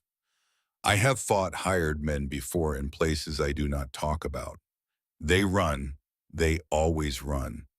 But we have to hit them hard enough the first time it matters that they understand the math has changed." Toby from the corner added the last piece.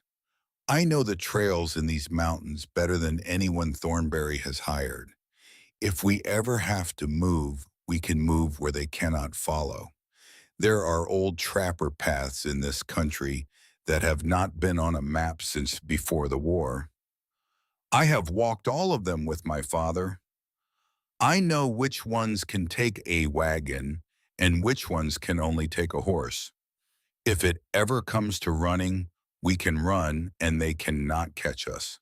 The meeting ended late. The families went home in the dark in twos and threes with their lanterns held low.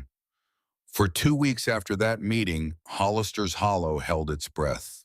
Reverend Cole rode south toward Cheyenne with the letters in his saddlebags, a Bible on top of them, and a pair of derringers in the inner pockets of his black coat that no one but the brothers knew about. The valley waited for him to return with news of how the marshal had received their account. The valley waited and watched the dust on its empty roads and tried to keep its cattle alive and slept badly. Thornberry made his next move at 3 o'clock in the morning on a Wednesday in the third week of July. Cordelia was awakened by a sound she had never heard before in her life and would never forget for the rest of it. It was the deep, almost living roar of a building catching fire, the sound of dry timber giving up everything it had ever been to a flame. She was on her feet before she knew she was awake. She grabbed the revolver from the bedside table. She threw open her door. The hallway was dark. She could hear running footsteps. She could hear Beauregard's voice low and clear giving orders. She came down the stairs to find the front room already in motion. Ezekiel was at the front window with the rifle. Toby was at the back door. Bo was already gone out into the yard somewhere. The barn was on fire. She could see it from the front window.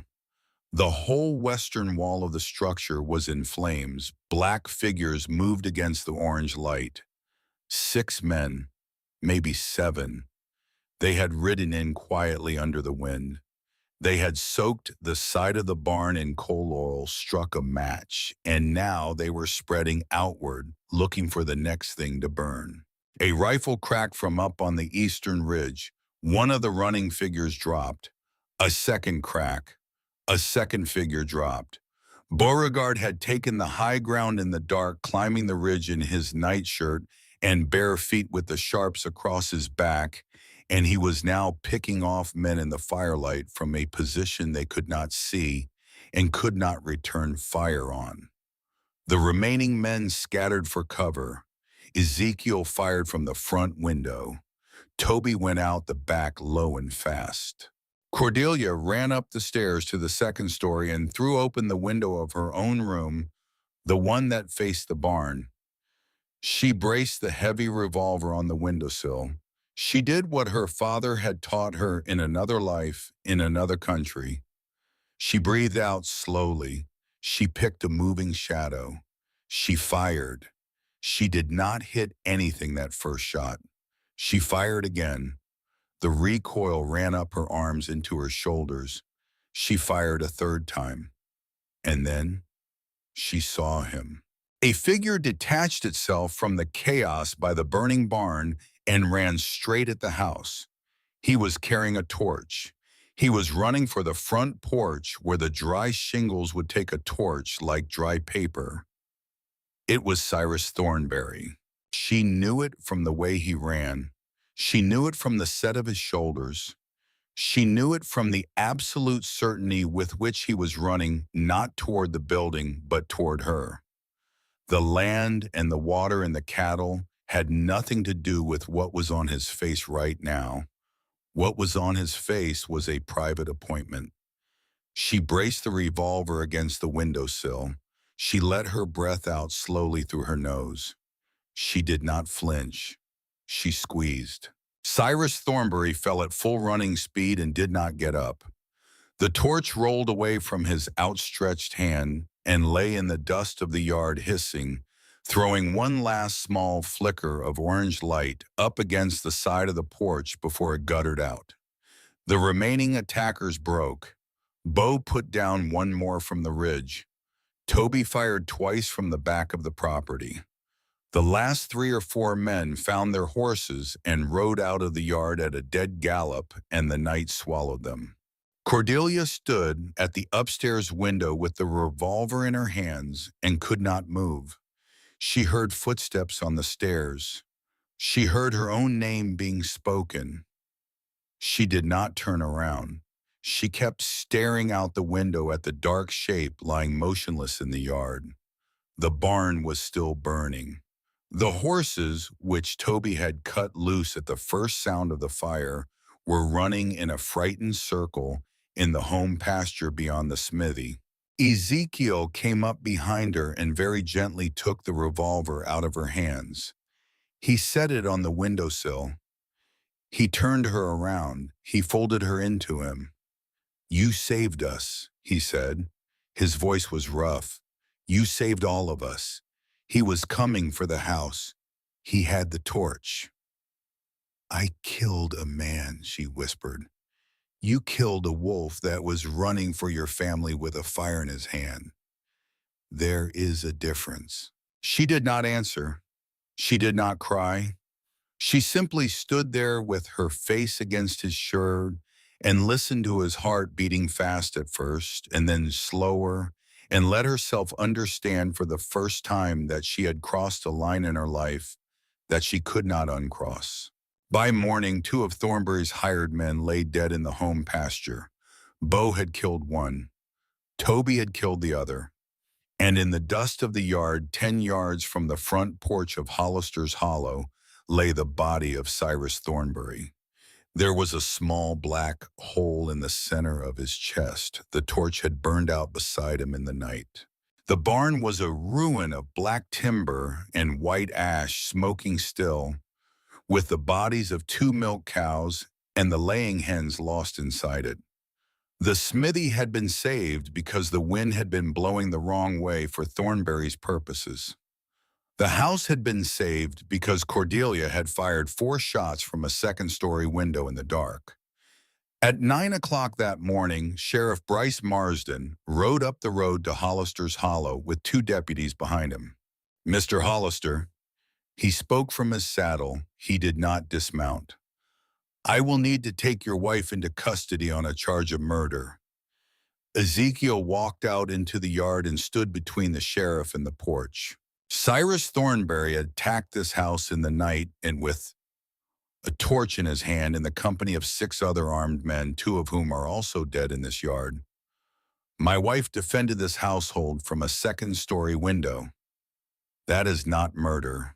That is the law of every territory and every state, and it has been the law since before this country had a name. That is for a judge to decide. It is for a judge to decide, but not for Judge Hensett of Buffalo Forks, who has been on Augustus Thornberry's payroll for 4 years. We will take this matter to Cheyenne. We will take it to Judge Edmund Pierce, who is a federal appointment. We will take it together, and we will take with us a written record of the past 5 years of administrative kindnesses by which Sheriff Marsden has helped Augustus Thornberry empty this valley of its other homesteaders. I would suggest, Sheriff, that you spend the rest of this morning thinking very hard about whether your future lies with the Colonel or with the federal court of the Wyoming Territory, because in the next 36 hours, those are going to become 2 different futures. Sheriff Marsden sat his horse for a long moment. He looked at Ezekiel. He looked at Bo, who was leaning in the doorway of the house with the sharps in his hand. He looked at Toby, who was standing at the corner of the porch with the long Kentucky rifle held at port arms. He looked at Cordelia, who was standing in the open doorway, no longer the trembling girl from the train station, but a woman who had killed a man in defense of her home and would do it again before breakfast if she had to. Marston did not have the courage for what he had been sent to do. He turned his horse. He led his deputies back down the road. He said over his shoulder that he would return with a writ. Everyone in the yard knew that he would not. When he was out of sight, Bo said very calmly, "We have until sundown tomorrow, maybe 40 hours. After that, every man Thornberry has on his payroll will be coming up that road. We need to be in Cheyenne by then. Not just us, all of us. Every family in the valley, everyone who can give testimony." "We cannot ride to Cheyenne by the main road," Toby said. "Devil's Pass is the choke point. He will have men there by tonight, maybe already." "Then we do not go by Devil's Pass," Ezekiel said. "We go by the old Trapper Trail." The valley rallied that day in a way Cordelia had not seen even at the meeting. By noon, there were 15 wagons assembling at Hollister's Hollow. Mrs. Atherton brought 4 of her sons, all armed. The Sutter family brought their 3 teenage daughters, 2 of whom could shoot as well as any man in the valley. Old Mr. McAllister brought himself in a heavy octagon barrel rifle that had belonged to his father in the Mexican War. The Christophs brought their wagon and their shotgun and their 2 living children. Even families that had not been at the meeting came because by noon the news had spread, and people who had been afraid for years had decided in the course of one morning that they were tired of being afraid. 80 souls, 15 wagons, a driving herd of 40 saddle horses and pack mules. At 3 o'clock in the afternoon, with the high July sun beating down on the dry valley like a hammer on an anvil, the wagon train of Bitter Creek pulled out of Hollister's Hollow and began its journey toward Cheyenne by way of the Old Trapper's Trail. Cordelia rode on the lead wagon beside Ezekiel. The wind was at their backs. The road climbed slowly into the foothills. Behind them, the smoke of the burned barn was still rising thinly into the hot blue sky. Ahead of them, the mountains opened in a long, bright pass that had not been used by white men since the days when Pierre Beaumont, the old French-Canadian trapper, had walked his furs out of the high country in the 1840s, before there had been a road, before there had been a fence, before there had been any law in this country at all, except the law that a man and his rifle made between them. She turned to Ezekiel. She put her hand on his hand on the reins. "Are you ready?" she asked. He looked straight ahead into the pass. The bad leg was paining him. The old scar above his eye caught the late afternoon light. "I have been ready since 1865, he said. "But this is the first time in my whole life that I have been ready for something good." The wagon train rolled on into the pass, into the long blue evening, into the mountains. Behind them, somewhere in Cheyenne, Augustus Thornberry was already writing telegrams. Ahead of them, somewhere on the Old Trapper's Trail, 15 of his hired men were already moving into position at a place called Wind Pass, with rifles and with patience and with no idea at all that the people they were waiting for were coming on a road they did not know existed. The Old Trapper's Trail did not announce itself. There was no sign at the place where it left the main road. There was only a narrow gap between two stands of lodgepole pine half hidden by a thicket of buckbrush that anyone riding past would have taken for the natural drainage of an old creek. Toby Hollister rode at the head of the column on a tall buckskin gelding.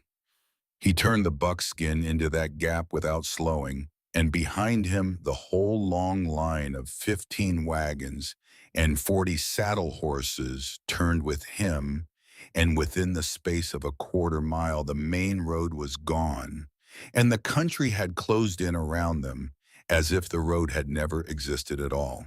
Cordelia, riding on the lead wagon beside Ezekiel, looked back once and could not see the road they had left. She could not see the dust of their own passage. The trail surface was old, hard-packed earth covered by a thin layer of pine duff, and a wagon wheel laid down nothing on it that an inexperienced eye would have recognized as a track. "How long has nobody used this road?" she asked. 15 years, Ezekiel said. "Maybe 16. Pierre Beaumont was the last man who used it for trade, and he stopped coming through after the Union Pacific reached Cheyenne in '67. After that, the freighters all went south. There are men in Buffalo Forks today who would tell you this trail does not exist." And Thornberry. Thornberry came to this country in '77, 12 years after the trail was abandoned. There is no reason on earth for him to know about it. There is no reason on earth for any of his hired men to know about it. We have a clear road for at least the next 40 miles. That was what Ezekiel believed at 3 o'clock in the afternoon on the first day. By dawn of the second day, Toby Hollister was no longer sure it was true. He had risen before first light and walked back along their own back trail for half a mile, the way he had every morning of his life since the war ended, the way his father had taught him. He had walked slowly with his head down, reading the ground. He had returned to the camp and eaten breakfast and said nothing to his brothers. But after breakfast, when they were saddling, he came up beside Ezekiel at the picket line and spoke very quietly. "Someone is on our back trail." Ezekiel did not look at him. He went on tightening a cinch. "How many?" "One man, walking leading his horse, light boots, old-style moccasin pattern on the heel. He has been behind us since sometime yesterday afternoon." How far back? 2 miles, maybe a little more. He stopped when we stopped last night. He camped without a fire. He is up before us this morning. He is very, very good. Ezekiel finished the cinch. He turned slowly and looked at Toby. You know who it is. Toby nodded once.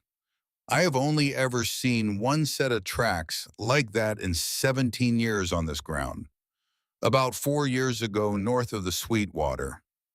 I followed those choice tracks for 2 days before I lost them in a stream bed. They belonged to a man named Hezekiah Crane. He was a beaver trapper in the old days out of Montana. He still lives somewhere up in the Yellowstone country. He survived 40 winters in country where most white men did not survive too, which says something about him.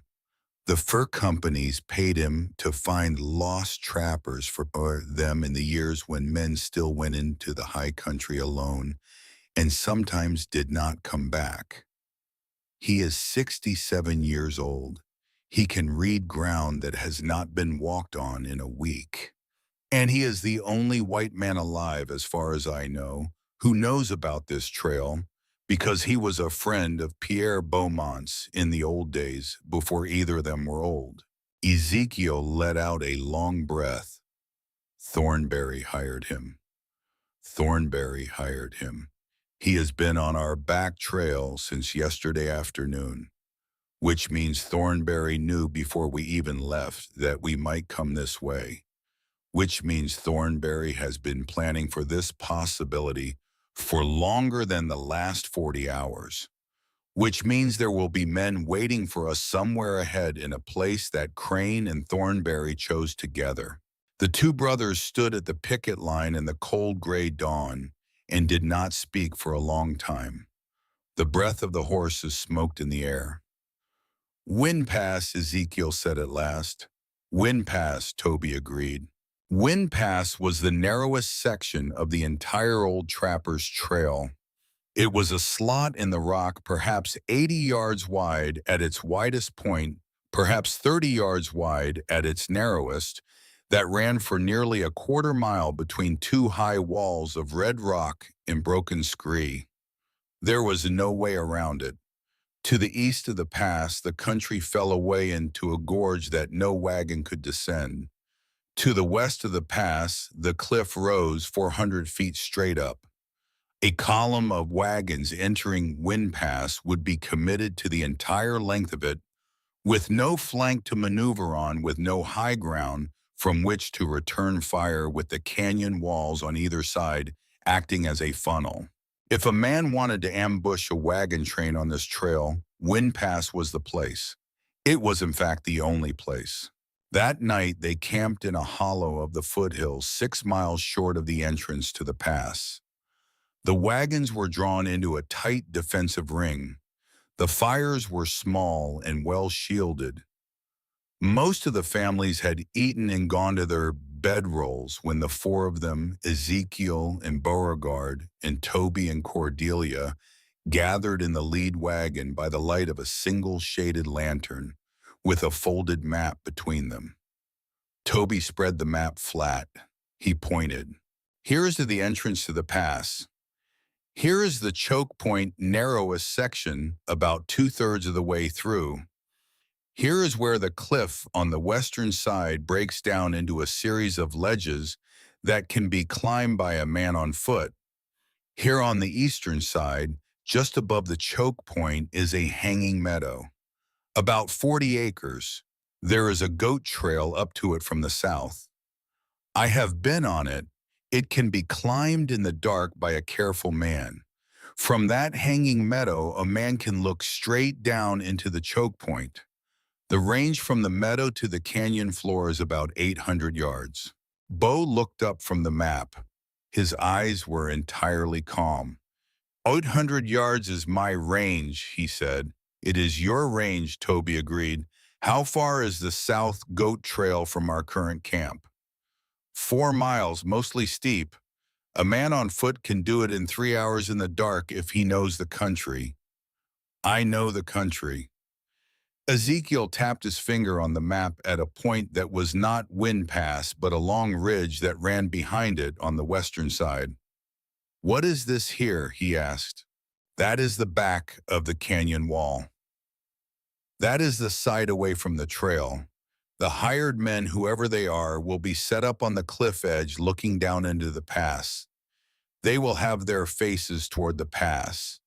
They will have their backs toward this ridge. If a small force, 6 or 7 men, could get up onto that back ridge before dawn, they could come up behind the ambushers without ever being seen.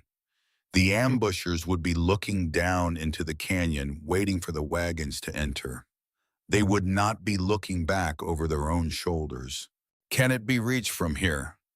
Yes, there is a longer trail that loops around to the south.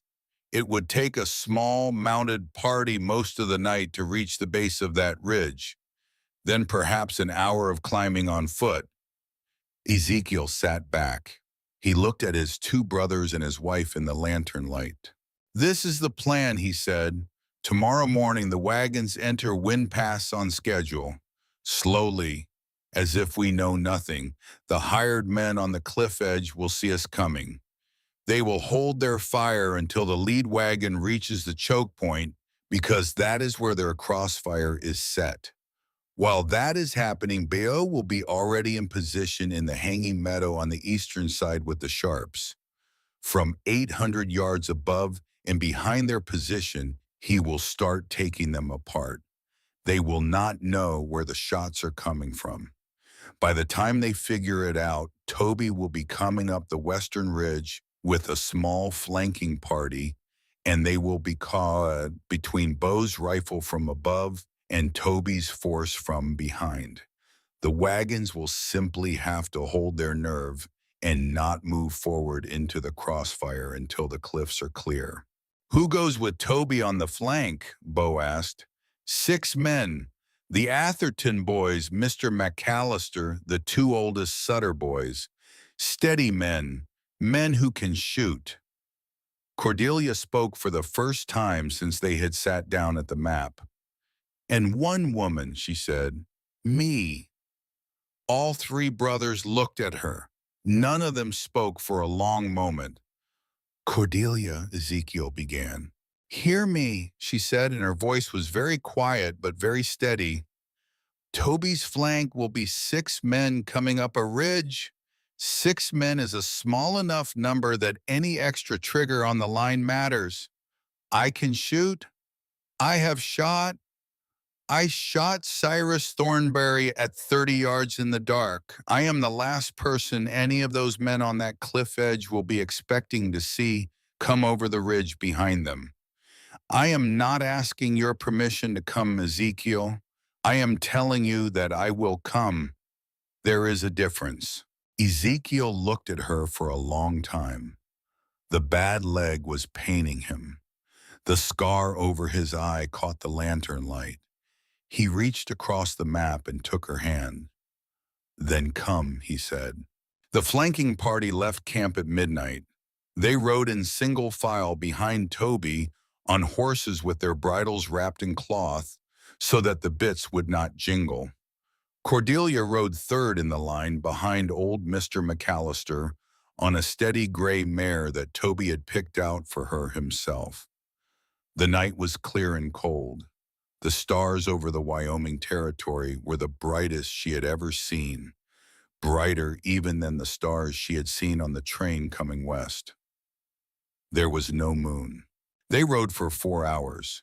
Toby led them by stars and by memory and by the small dark shapes of mountains he had been raised to know, as well as other men know the rooms of their own houses. At a little after 4 in the morning, he held up his hand. The column halted. He swung down from the buckskin without a sound, came back along the line, and spoke in a voice no louder than the wind. "We picket the horses here. We climb on foot. There will be no more talking until I tell you it is allowed." They climbed. The slope was steeper than Cordelia had imagined from the map. Her legs burned. Her lungs burned. The pistol on her hip dragged at her belt. The carbine in her hands grew heavier with every yard. She did not stop. She did not speak. Old Mr. McAllister, 65 years old, climbed beside her and did not stop either. And twice, when she stumbled in the dark, his hand came out and steadied her without a word. They reached the crest of the ridge as the eastern sky was beginning to turn the color of slate. Toby motioned them down. They went down on their bellies in the cold, thin grass at the top of the ridge. He crawled forward to the edge. He looked over. He came back. 12 men, he whispered, spread along the cliff edge over the choke point. 3 more set back behind them holding the horses. 15 total, just like Bo said. They are looking down into the Paget. They have no idea we are here. Down below them, the canyon was still in deep shadow. Up above, the eastern sky was beginning to flush. Somewhere to the north, 6 miles back, the wagon train was breaking camp. "How do we want to do this?" young Atherton whispered. "We wait," Toby said. "We wait until the wagons enter the pass. We wait until Bo opens up from the hanging meadow on the other side. The first thing those men will do when the first one of them drops is turn around looking for where the shot came from. They will be looking east away from us. That is when we stand up. That is when we open fire from 20 yards behind their backs. We do not give them a chance to find a firing position. We do not give them a chance to surrender either until we have killed enough of them.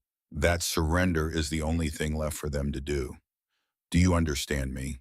They understood him. The eastern sky brightened. The wagon train entered Wind Pass at 6:15 in the morning. Cordelia could not see the wagons from her position on the ridge behind the ambushers. She could only watch the men below her lying behind their rocks on the cliff edge, settling in, raising their rifles. She watched as they grew tense. She watched as one man raised his hand in some prearranged signal to the others. She watched as 12 hammers were drawn back to full cock in the cold morning silence. And then from across the canyon, 800 yards away and 400 feet higher, Beauregard Hollister fired the first shot of his life that he had ever fired without any complicated feelings at all. The man who had raised his hand died first. He did not hear the shot. The bullet from a Sharp's rifle at 800 yards arrives well before the sound of the rifle does. He was simply there one moment signaling his men, and the next moment he was not. The man beside him did not even understand what had happened. He turned his head to ask a question. The second Sharp's round took him through the throat. He fell forward over the cliff edge, and the men behind him, the men holding the horses, saw him fall, and that was when the panic started to rise. Cordelia rose to one knee. Beside her, Toby rose. Behind her, 6 men rose. 20 yards away, the surviving ambushers were turning toward the eastern canyon wall, trying to find the shooter, and they had their backs to the western ridge, and they had their backs to her. She set the carbine against her shoulder. She breathed out slowly. The world narrowed down to the front sight of the carbine and the man's back 20 yards away. She picked the man closest to her, a tall, thin man in a brown duster who was just beginning to swing his rifle around toward the eastern wall, and she fired. Her first shot took him in the back between the shoulder blades. He went down without a cry. Around her, 6 other rifles fired in nearly the same instant. 3 more men dropped. The remaining ambushers, the 5 or 6 still alive, finally understood that they were being shot at from the wrong direction, and they turned and they tried to find cover, and there was no cover that did not also expose them to Bo's rifle from across the canyon. The fight lasted 20 minutes from the first shot to the last. When it was over, 9 of Thornberry's hired men were dead on the cliff edge, and 6 had thrown down their rifles and lay face down with their hands behind their heads, and not one man of the wagon train had taken a wound serious enough to need more than a bandage. Toby walked along the line of prone prisoners. He stopped at the third one. He used the toe of his boot to roll the man over. The man was perhaps 50 years old, lean, leathery, with eyes the color of old slate. His shirt was made of trade cloth that had been new sometime in the 1860s. There was an old scar across his left cheek that had been put there very precisely by something that was neither a knife nor a bullet. "Hello, Hezekiah," Toby said quietly. The old tracker looked up at him for a long moment without surprise. "Tobias Hollister," he said. There was a faint, dry amusement in his voice. "You have grown into your father's height. You read our trail. I read your trail. You sold us out. I did a job that a man in Cheyenne paid me $400 to do.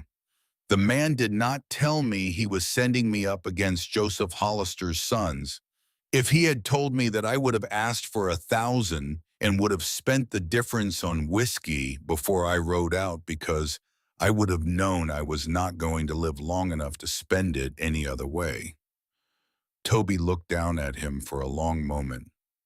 "My father liked you, Hezekiah. Your father was a good man. So was Pierre. So I always thought would have been he was raising into a tracker. I am glad to see I was not wrong about that boy. You are going to Cheyenne. You are going to testify. You are going to tell the federal judge there exactly who paid you, exactly when, exactly how much, and exactly where the money came from. If you do this, you will live. If you do not do this, I will leave you on this ridge for the wolves. Do we understand one another?" "We understand one another." "Good," Toby said. He turned away. One of Thornberry's men, who had been pretending to be more wounded than he was, chose that moment to roll over and reach for a revolver concealed under his belly. Cordelia, who had been watching him for the last 10 seconds, because she had not believed his stillness for one of those 10 seconds, shot him through the right shoulder before his hand had closed on the grip. The revolver fell from his fingers. He let out a sound that was not quite a scream and was not quite a curse, and rolled onto his back, staring up at the sky in disbelief. "Stay still," Cordelia told him. Her voice was calm. "If you move again, I will shoot you again, and the second time I will not be aiming for your shoulder." He stayed still. When the prisoners had been bound and Bo had come down from the hanging meadow on the eastern side with his sharps, and a face so calm it might have been carved out of granite, and the wagon train had finished its slow, careful passage through Wind Pass, and emerged on the southern side, Toby and his flanking party rode down off the ridge and rejoined the column. Cordelia did not speak for the first 2 hours of that ride. Ezekiel did not press her. He simply rode beside her wagon. After a while, she reached out her hand to him without looking. He took it. She held on. By mid-afternoon, when the sun was beginning to slant across the high plains south of the pass, and the wagon train was making good time on a road that ran straight and open all the way down toward the Union Pacific tracks, she finally spoke. "I shot a second man today." "Yes." "I do not feel about it the way I felt about the first one." "No." "Should I?" He thought about that for a long time. "My grandfather Cordelia came through the Battle of New Orleans in 1815. He was 16 years old. He killed 3 British infantrymen behind a cotton bale at Chalmette that morning. He told me the year before he died that the first man he killed had visited him in his dreams every night for 5 years, and the second man for 3 years, and the third man not at all. He told me he had never been able to decide whether that meant his soul was healing or whether it meant his soul had begun to die. He said he hoped it was the first one. He said he was not sure. She thought about that. That is not a comfortable answer, she said. No, he said, it is not, but I think it is the true one. They reached Cheyenne on the afternoon of the fourth day out of Hollister's Hollow. The wagon train rolled into the territorial capital in a long, dusty column that drew every eye on the main street. 80 souls, 15 wagons, 40 saddle horses, 14 prisoners bound and roped behind the rearmost wagon. A reputation that, by the time the column reached the territorial courthouse, had already preceded it. Word had moved faster than the wagons could move.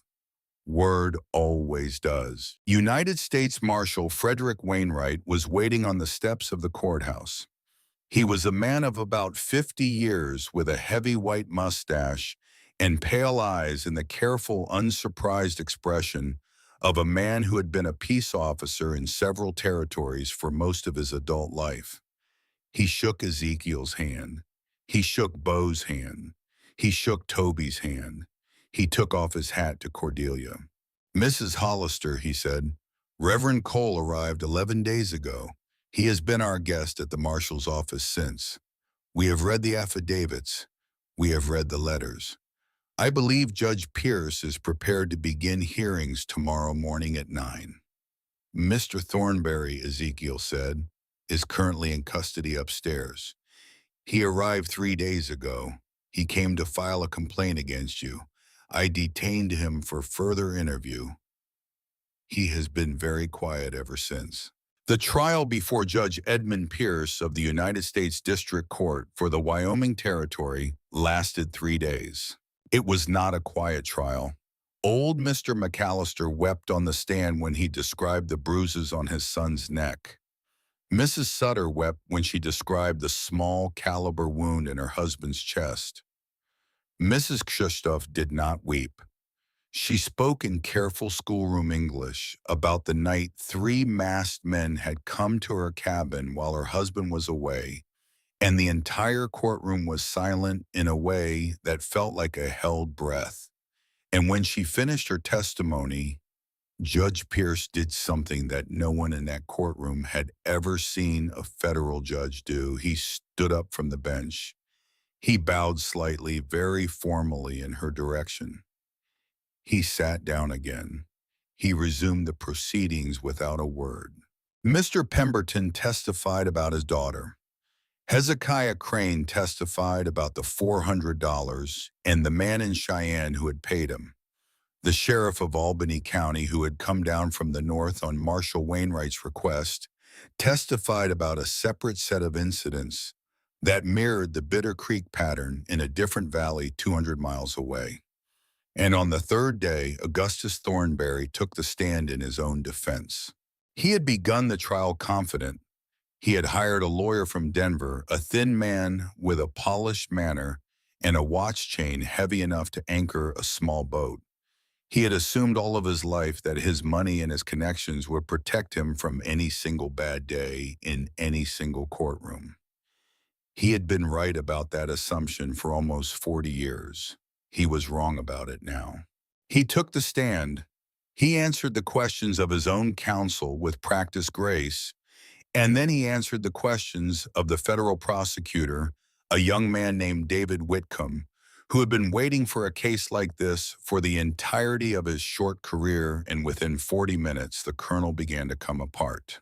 He came apart not because Whitcomb tricked him. He came apart because Whitcomb did not have to. Whitcomb simply asked in patient detail where each item of evidence had come from, and who had handled it, and on what date, and to whom it had been forwarded, and the colonel could not answer those questions without lying. And his lies began to contradict one another, and each contradiction had to be papered over with a larger one. And by the end of the morning, he was a man drowning in front of 40 witnesses. At the noon recess, Augustus Thornberry asked through his lawyer for a private conversation with the prosecutor. What he offered in that conversation was very simple. He had information, not just about Wyoming. He had information about a network of men in 5 states and 2 territories who had been cooperating for a decade in the systematic theft of homestead land through the use of corrupted local sheriffs, paid hired killers, and selectively suppressed evidence. He had names. He had dates. He had the address of a small bookkeeping office in St. Louis, where he said Mr. Whitcomb would find a ledger book that would be of considerable interest to any federal grand jury in the country. In exchange for this information, he wanted his life. He did not ask for freedom. He understood that his land would be forfeited. He understood that his cattle company would be dissolved. He understood that he would die in a prison. He asked only that he not be hanged. David Whitcomb listened to the offer. He did not respond. He went and spoke with Judge Pierce. He came back. He told Augustus Thornberry that the offer was acceptable on one condition: every name, every date, every address, nothing held back. Augustus Thornberry gave them everything. Among the names he gave them on a Wednesday afternoon in the second week of August in the year 1882 was the name of the mayor of St. Louis. He named the mayor's chief of staff. He named 2 judges. He named 4 city councilmen who had been receiving payments. He named a meatpacking magnate in Chicago who had been laundering the funds. He named a railroad executive in Omaha who had been protecting the operation from federal scrutiny. And he named Finn O'Doherty as one of 3 professional killers who had been on retainer to the mayor of St. Louis for the past 6 years. The information was wired east that night in code to a deputy United States Marshal in St. Louis named Conrad Hollings, whom David Whitcomb had known and trusted since their boyhood in Kentucky. By the following Monday morning, federal agents had walked into the mayor's office in the middle of a session of the city council and arrested him at his own desk in front of his own clerks. 2 judges were arrested the same morning. The 4 councilmen surrendered themselves over the course of the following week in exchange for testimony agreements of their own. Finn O'Doherty was found that Wednesday in a rooming house on the south side of Chicago. He attempted to escape through a back stairwell. He was shot twice in the chest by a Cook County deputy and died on the landing of the 2nd floor without speaking. When the news of these arrests reached Cheyenne by telegram on a Thursday afternoon, Cordelia Hollister was sitting in the small parlor of the boarding house where the Hollisters had been lodging for the duration of the trial. She was sewing a button back onto one of Ezekiel's shirts. The boarding house landlady brought her the telegram. She read it. She set the sewing down very carefully on the arm of the chair. She put her face in her hands. She did not cry. She had cried enough in this last summer for one lifetime. She simply sat with her face in her hands for a long time and let herself feel for the first time in 3 weeks what it felt like to know that no one was hunting her anymore. When Ezekiel came into the parlor an hour later looking for her, she was still in the chair. He sat down across from her. He did not speak. "The man in St. Louis," she said at last, "he is dead." "I know. I have been afraid of him for 18 weeks. I have been afraid of him in my sleep. I have been afraid of him when I closed my eyes to pray. And now he is dead, and the man who sent him is in a cell, and I am sitting in a boarding house in Cheyenne, sewing a button on your shirt, and I do not know what to do with my hands." He came across the small parlor. He knelt in front of her chair. He took both her hands in his. "You will know what to do with your hands, Cordelia. You will know in time. There is a great deal of life ahead of us, and it will fill them." She looked down at him kneeling there with his bad leg awkwardly turned and his scarred eyebrow catching the late afternoon light from the parlor window, and she understood fully for the first time that she was not going to spend the rest of her life running. She was going to spend it home. The wagon train left Cheyenne 10 days later. Augustus Thornberry was sentenced to 40 years at the federal penitentiary in Detroit. Sebastian Thornberry was sentenced to 25. Sheriff Bryce Marsden was sentenced to 15 on charges of obstruction of justice and accessory to murder. The Thornberry Cattle Company was dissolved by court order. The lands that had been taken from the homestead families of Bitter Creek by fraud and intimidation were returned by a single signature of Judge Pierce to the families of those who had lost them, or where those families had been entirely killed, to the next of kin, established by sworn affidavit. The wagon train rolled north out of Cheyenne under a high blue sky. The drought, which had held the valley in its dry fist for 2 summers, had begun to crack.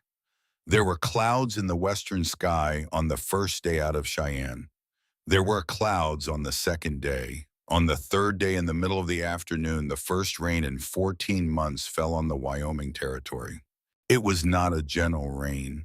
It came down in long gray sheets that turned the road to thick brown gumbo and forced the wagon train to halt for the better part of 2 days in a hollow of cottonwoods along a small creek that had been dry the week before and was now running again.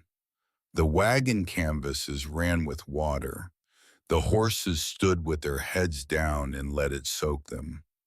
The children of the 80 souls in the column ran out from under the wagons in their bare feet and stood with their faces turned up to the sky and their mouths open and let the water run down their throats. And some of the older women who had not seen rain for so long that they had begun to doubt rain was real sat under the wagons and watched the children and wept. Cordelia stood at the open back of the lead wagon and watched the rain fall on the country, and she thought of her father dead in a rail yard in St. Louis 4 years ago, and her mother dead in a fever bed 2 years before that, and she thought how she had carried them all the way out here without knowing she was carrying them, and how this rain was the first thing that had happened in many years that felt like something her parents would have wanted to see. She did not cry. She simply stood there at the back of the wagon in the smell of wet sage and wet earth and wet pine, and she let her parents see through her eyes what the country looked like when the drought finally broke. They reached Hollister's Hollow on the afternoon of the 8th day out of Cheyenne. The valley was already greening. Bitter Creek, which had been a thin trickle the day they had left, was now a real creek again, running clear over its old stones, and the trout that no one had seen in 2 summers were back lying in the deeper pools as if they had never been gone. The cottonwoods along the creek were putting out new leaves 2 months out of season in answer to a question they had all but forgotten how to ask. The barn that Cyrus Thornberry had burned was a black ruin in the home pasture. Ezekiel walked across the wet grass to that ruin on the first morning after their return and stood looking at it for a long time. Bo came up beside him. "We will rebuild it," Bo said. "Bigger this time. Bigger this time." They began the work that afternoon. Old Mr. McAllister came over with 2 of his boys to help. The Atherton boys came. Mr. Christoph came with his shotgun across his back the way he came everywhere now, and he stayed for 3 days and worked harder than men 10 years younger than he was, and at the end of the 3rd day he came up to Cordelia in the kitchen of the main house and pressed a small wooden carving into her hand. It was a horse. The carving had been done by a careful hand over many evenings. "For the lady of the house," he said. He nodded once. He went back to his wagon. His wife was waiting for him with their 2 living children, and he took up the reins and drove them home through a green valley. The blessing ceremony was held a month later on the high meadow above the house on a Sunday morning in the early autumn. Reverend Thaddeus Cole had ridden up from Tennessee for the occasion.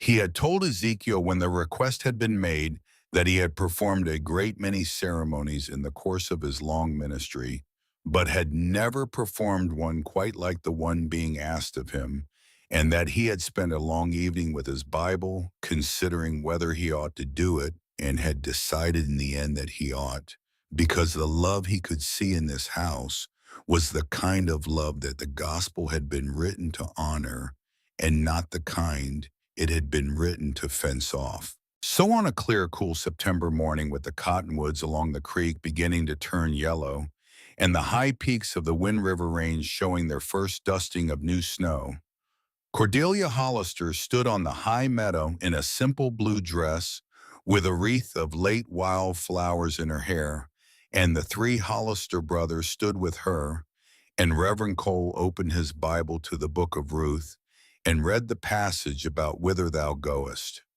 He spoke briefly afterward in that careful, gentle voice of his about the many shapes that loyalty took in the long history of God's people, and about how the deepest truth of any household was not its arrangement, but its faithfulness, and about how the Lord had blessed many a strange family in Scripture for the sake of their love and their courage. He did not pretend the ceremony was a marriage. He pretended nothing. He simply blessed the four of them in the sight of the mountains, in the creek, in the high blue sky, and then he stepped back. Each of the brothers spoke. Ezekiel went first. He spoke in the low, even voice that Cordelia had come to know better than any voice she had ever known. He said that he had gone to war when he was 15 years old and had come home from it at 16 with his soul in pieces, and that he had spent 17 years afterward not understanding why he had been allowed to live when so many better men had not. He said that he had begun in this last summer to understand. He said that he believed God had let him live so that he could be the man who stood in this meadow today and made these promises to this woman in front of these mountains. He said that he would protect her until the day he died, and that he would love her all the days she was willing to be loved, and that whatever portion of his soul had been broken at Spotsylvania had been put back together by her hand in the kitchen at 3 o'clock in the morning on the seventh night of her life in this house. Beauregard spoke second. He was not a man who spoke easily. He looked at the ground for a long moment before he began. He said that he had killed his first man at 13 years old, and that for 18 years afterward, every person he had ever met had looked at him and seen the killing first and the man second. He said that Cordelia was the only person he had ever met in his adult life who had looked at him and seen the man first. He said that he did not know what he had ever done in his life to deserve being seen that way, but that he was grateful for it, and that as long as she went on seeing him that way, he would go on every day of his life trying to be the man she saw. Toby spoke last. He spoke very softly. He said that he had been 11 years old when his older brothers had ridden away to the war, and that he had spent his whole life since being ashamed that he had not gone with them. He said that his father had told him the year before he died that staying home and protecting the home was as honorable as riding out and fighting for it, and that he had wanted to believe his father but had never quite been able to. He said that Cordelia was the first person who had ever made him believe it. He said that she had given him peace. Cordelia did not give a long answer. She had not prepared one.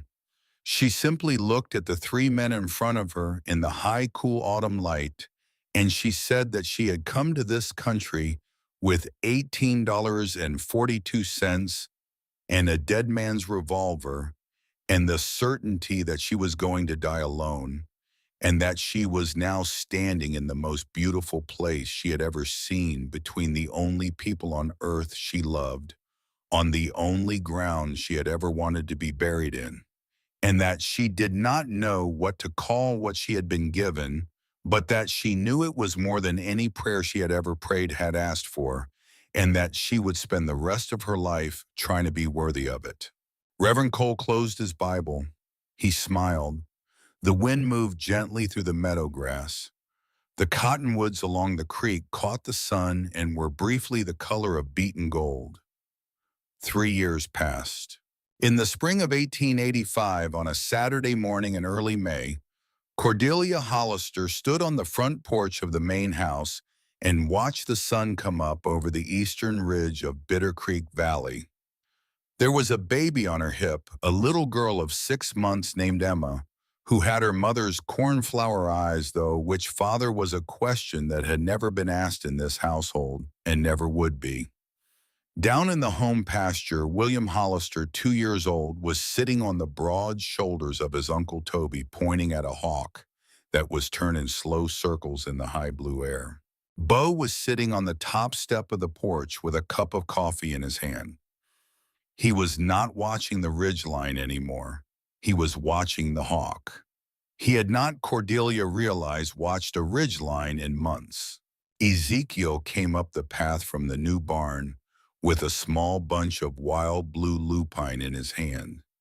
The bad legs still pained him in cold weather, but the limp was less than it had been.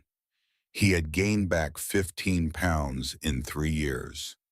The deep hollows under his eyes had filled. He looked finally like a man of 36 and not like a man of 50. He came up the porch steps. He kissed Cordelia on the forehead. He gave her the lupine. "What were you thinking about?" he asked. "That if Finn O'Doherty had not chased me out of St. Louis, I would never have seen this place. I would have died in a cold rented room above a fishmonger's shop. I would never have known any of you. I would never have seen those mountains. I would never have held this baby. The worst thing that ever happened to me was the thing that brought me here. I have been thinking about that almost every morning for 3 years, and I still cannot make my heart make sense of it. Maybe it is providence. Maybe it is God. Maybe it is both." She leaned against him. Bo on the steps did not turn his head, but he reached up his hand without looking, and she took it, and Toby down in the pasture turned and saw them on the porch and waved, and William on his uncle's shoulders waved too, with his whole arm the way 2-year-old children wave, and the sun came up the rest of the way over the eastern ridge and laid itself out in a long, bright line down the green valley of Bitter Creek. In the small graveyard on the high ridge above the house, there were now 4 graves under the cottonwood. Joseph Hollister and his wife Hannah. Old Hartwell Pritchard, who had been moved there from his own land at the request of his nephew because the nephew had wanted his uncle to lie in good company. And last spring, by his own written request before his death, Pierre Beaumont, the old French-Canadian trapper, whose nephew had brought his bones down from Montana on a freight wagon with a letter that had said only, "He told us before he died that the Hollisters were the only family west of the Mississippi he had ever properly trusted. Bury him there if they will have him." The Hollisters had had him. There were no Thornberrys buried in that ground. Augustus Thornberry had died in his cell at the federal penitentiary in Detroit in the summer of 1884. The official cause of death had been listed as a heart attack. The unofficial cause, as the prosecutor David Whitcomb had quietly written to Ezekiel in a letter the following month, had been that one of the men whose name the colonel had given up in his testimony had reached him through other men with longer arms. Sebastian Thornberry was still in prison and would be for many years. Cyrus Thornberry was buried in the Potter's Field at Buffalo Forks in an unmarked grave that no one in the valley had ever visited and no one in the valley ever would. Bitter Creek Valley itself was a different country now from the country Cordelia had ridden into in the spring of 1882. There were 12 homesteads where there had been 6. There was a new schoolhouse on a piece of donated land between the Sutter and Atherton properties, and there was a new church beside it painted white with a small bell that had been hauled up from Cheyenne on a freight wagon and that rang out across the valley every Sunday morning.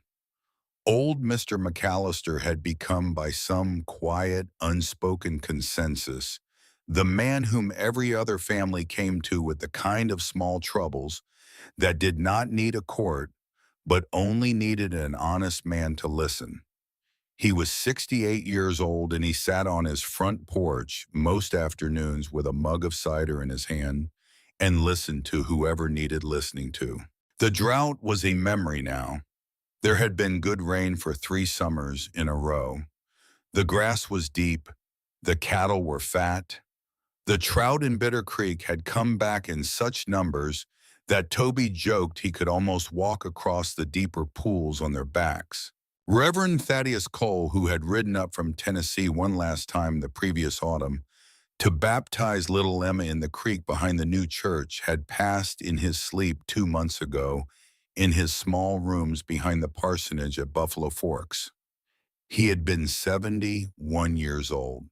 The valley had buried him on a high meadow that overlooked 3 counties in the only ground he had ever asked to be laid in, and the Hollisters had paid for the headstone out of their own pocket because they considered it a debt of love that no one else had any right to pay.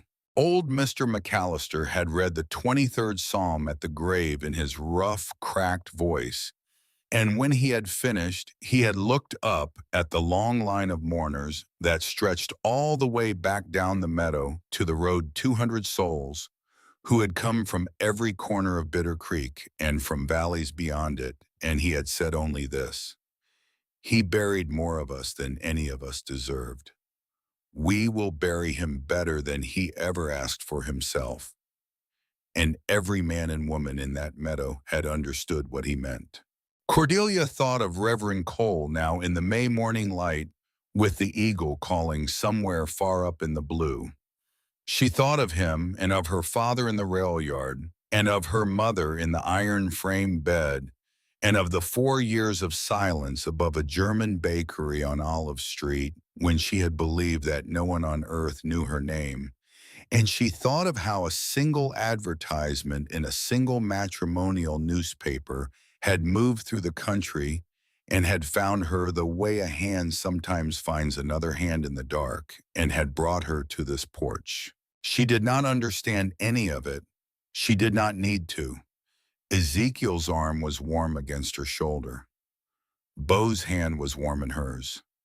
Down in the pasture, Toby caught William as the boy tumbled off his shoulders and laughed, and the sound of that laugh carried up across the green valley of Bitter Creek, like a small flag raised at the top of a long road that had finally come to its end.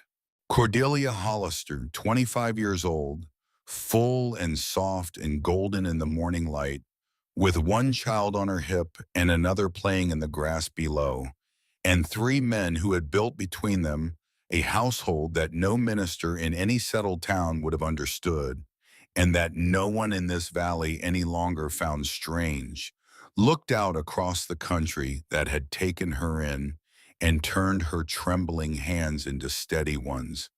And she understood finally what her life was for. It was for this morning, and the next one, and the one after that. In the high meadow above the house, the wind moved through the new spring grass. A hawk turned a slow circle on the rising air. Far up in the blue, almost too high to see a single eagle, was already calling. And Cordelia Hollister, who had once counted $18.42 on a sagging mattress in a city that had wanted her dead, closed her eyes for a moment in the warm sun and gave thanks simply in her own words for everything that had been given to her. The valley held its peace. The morning began.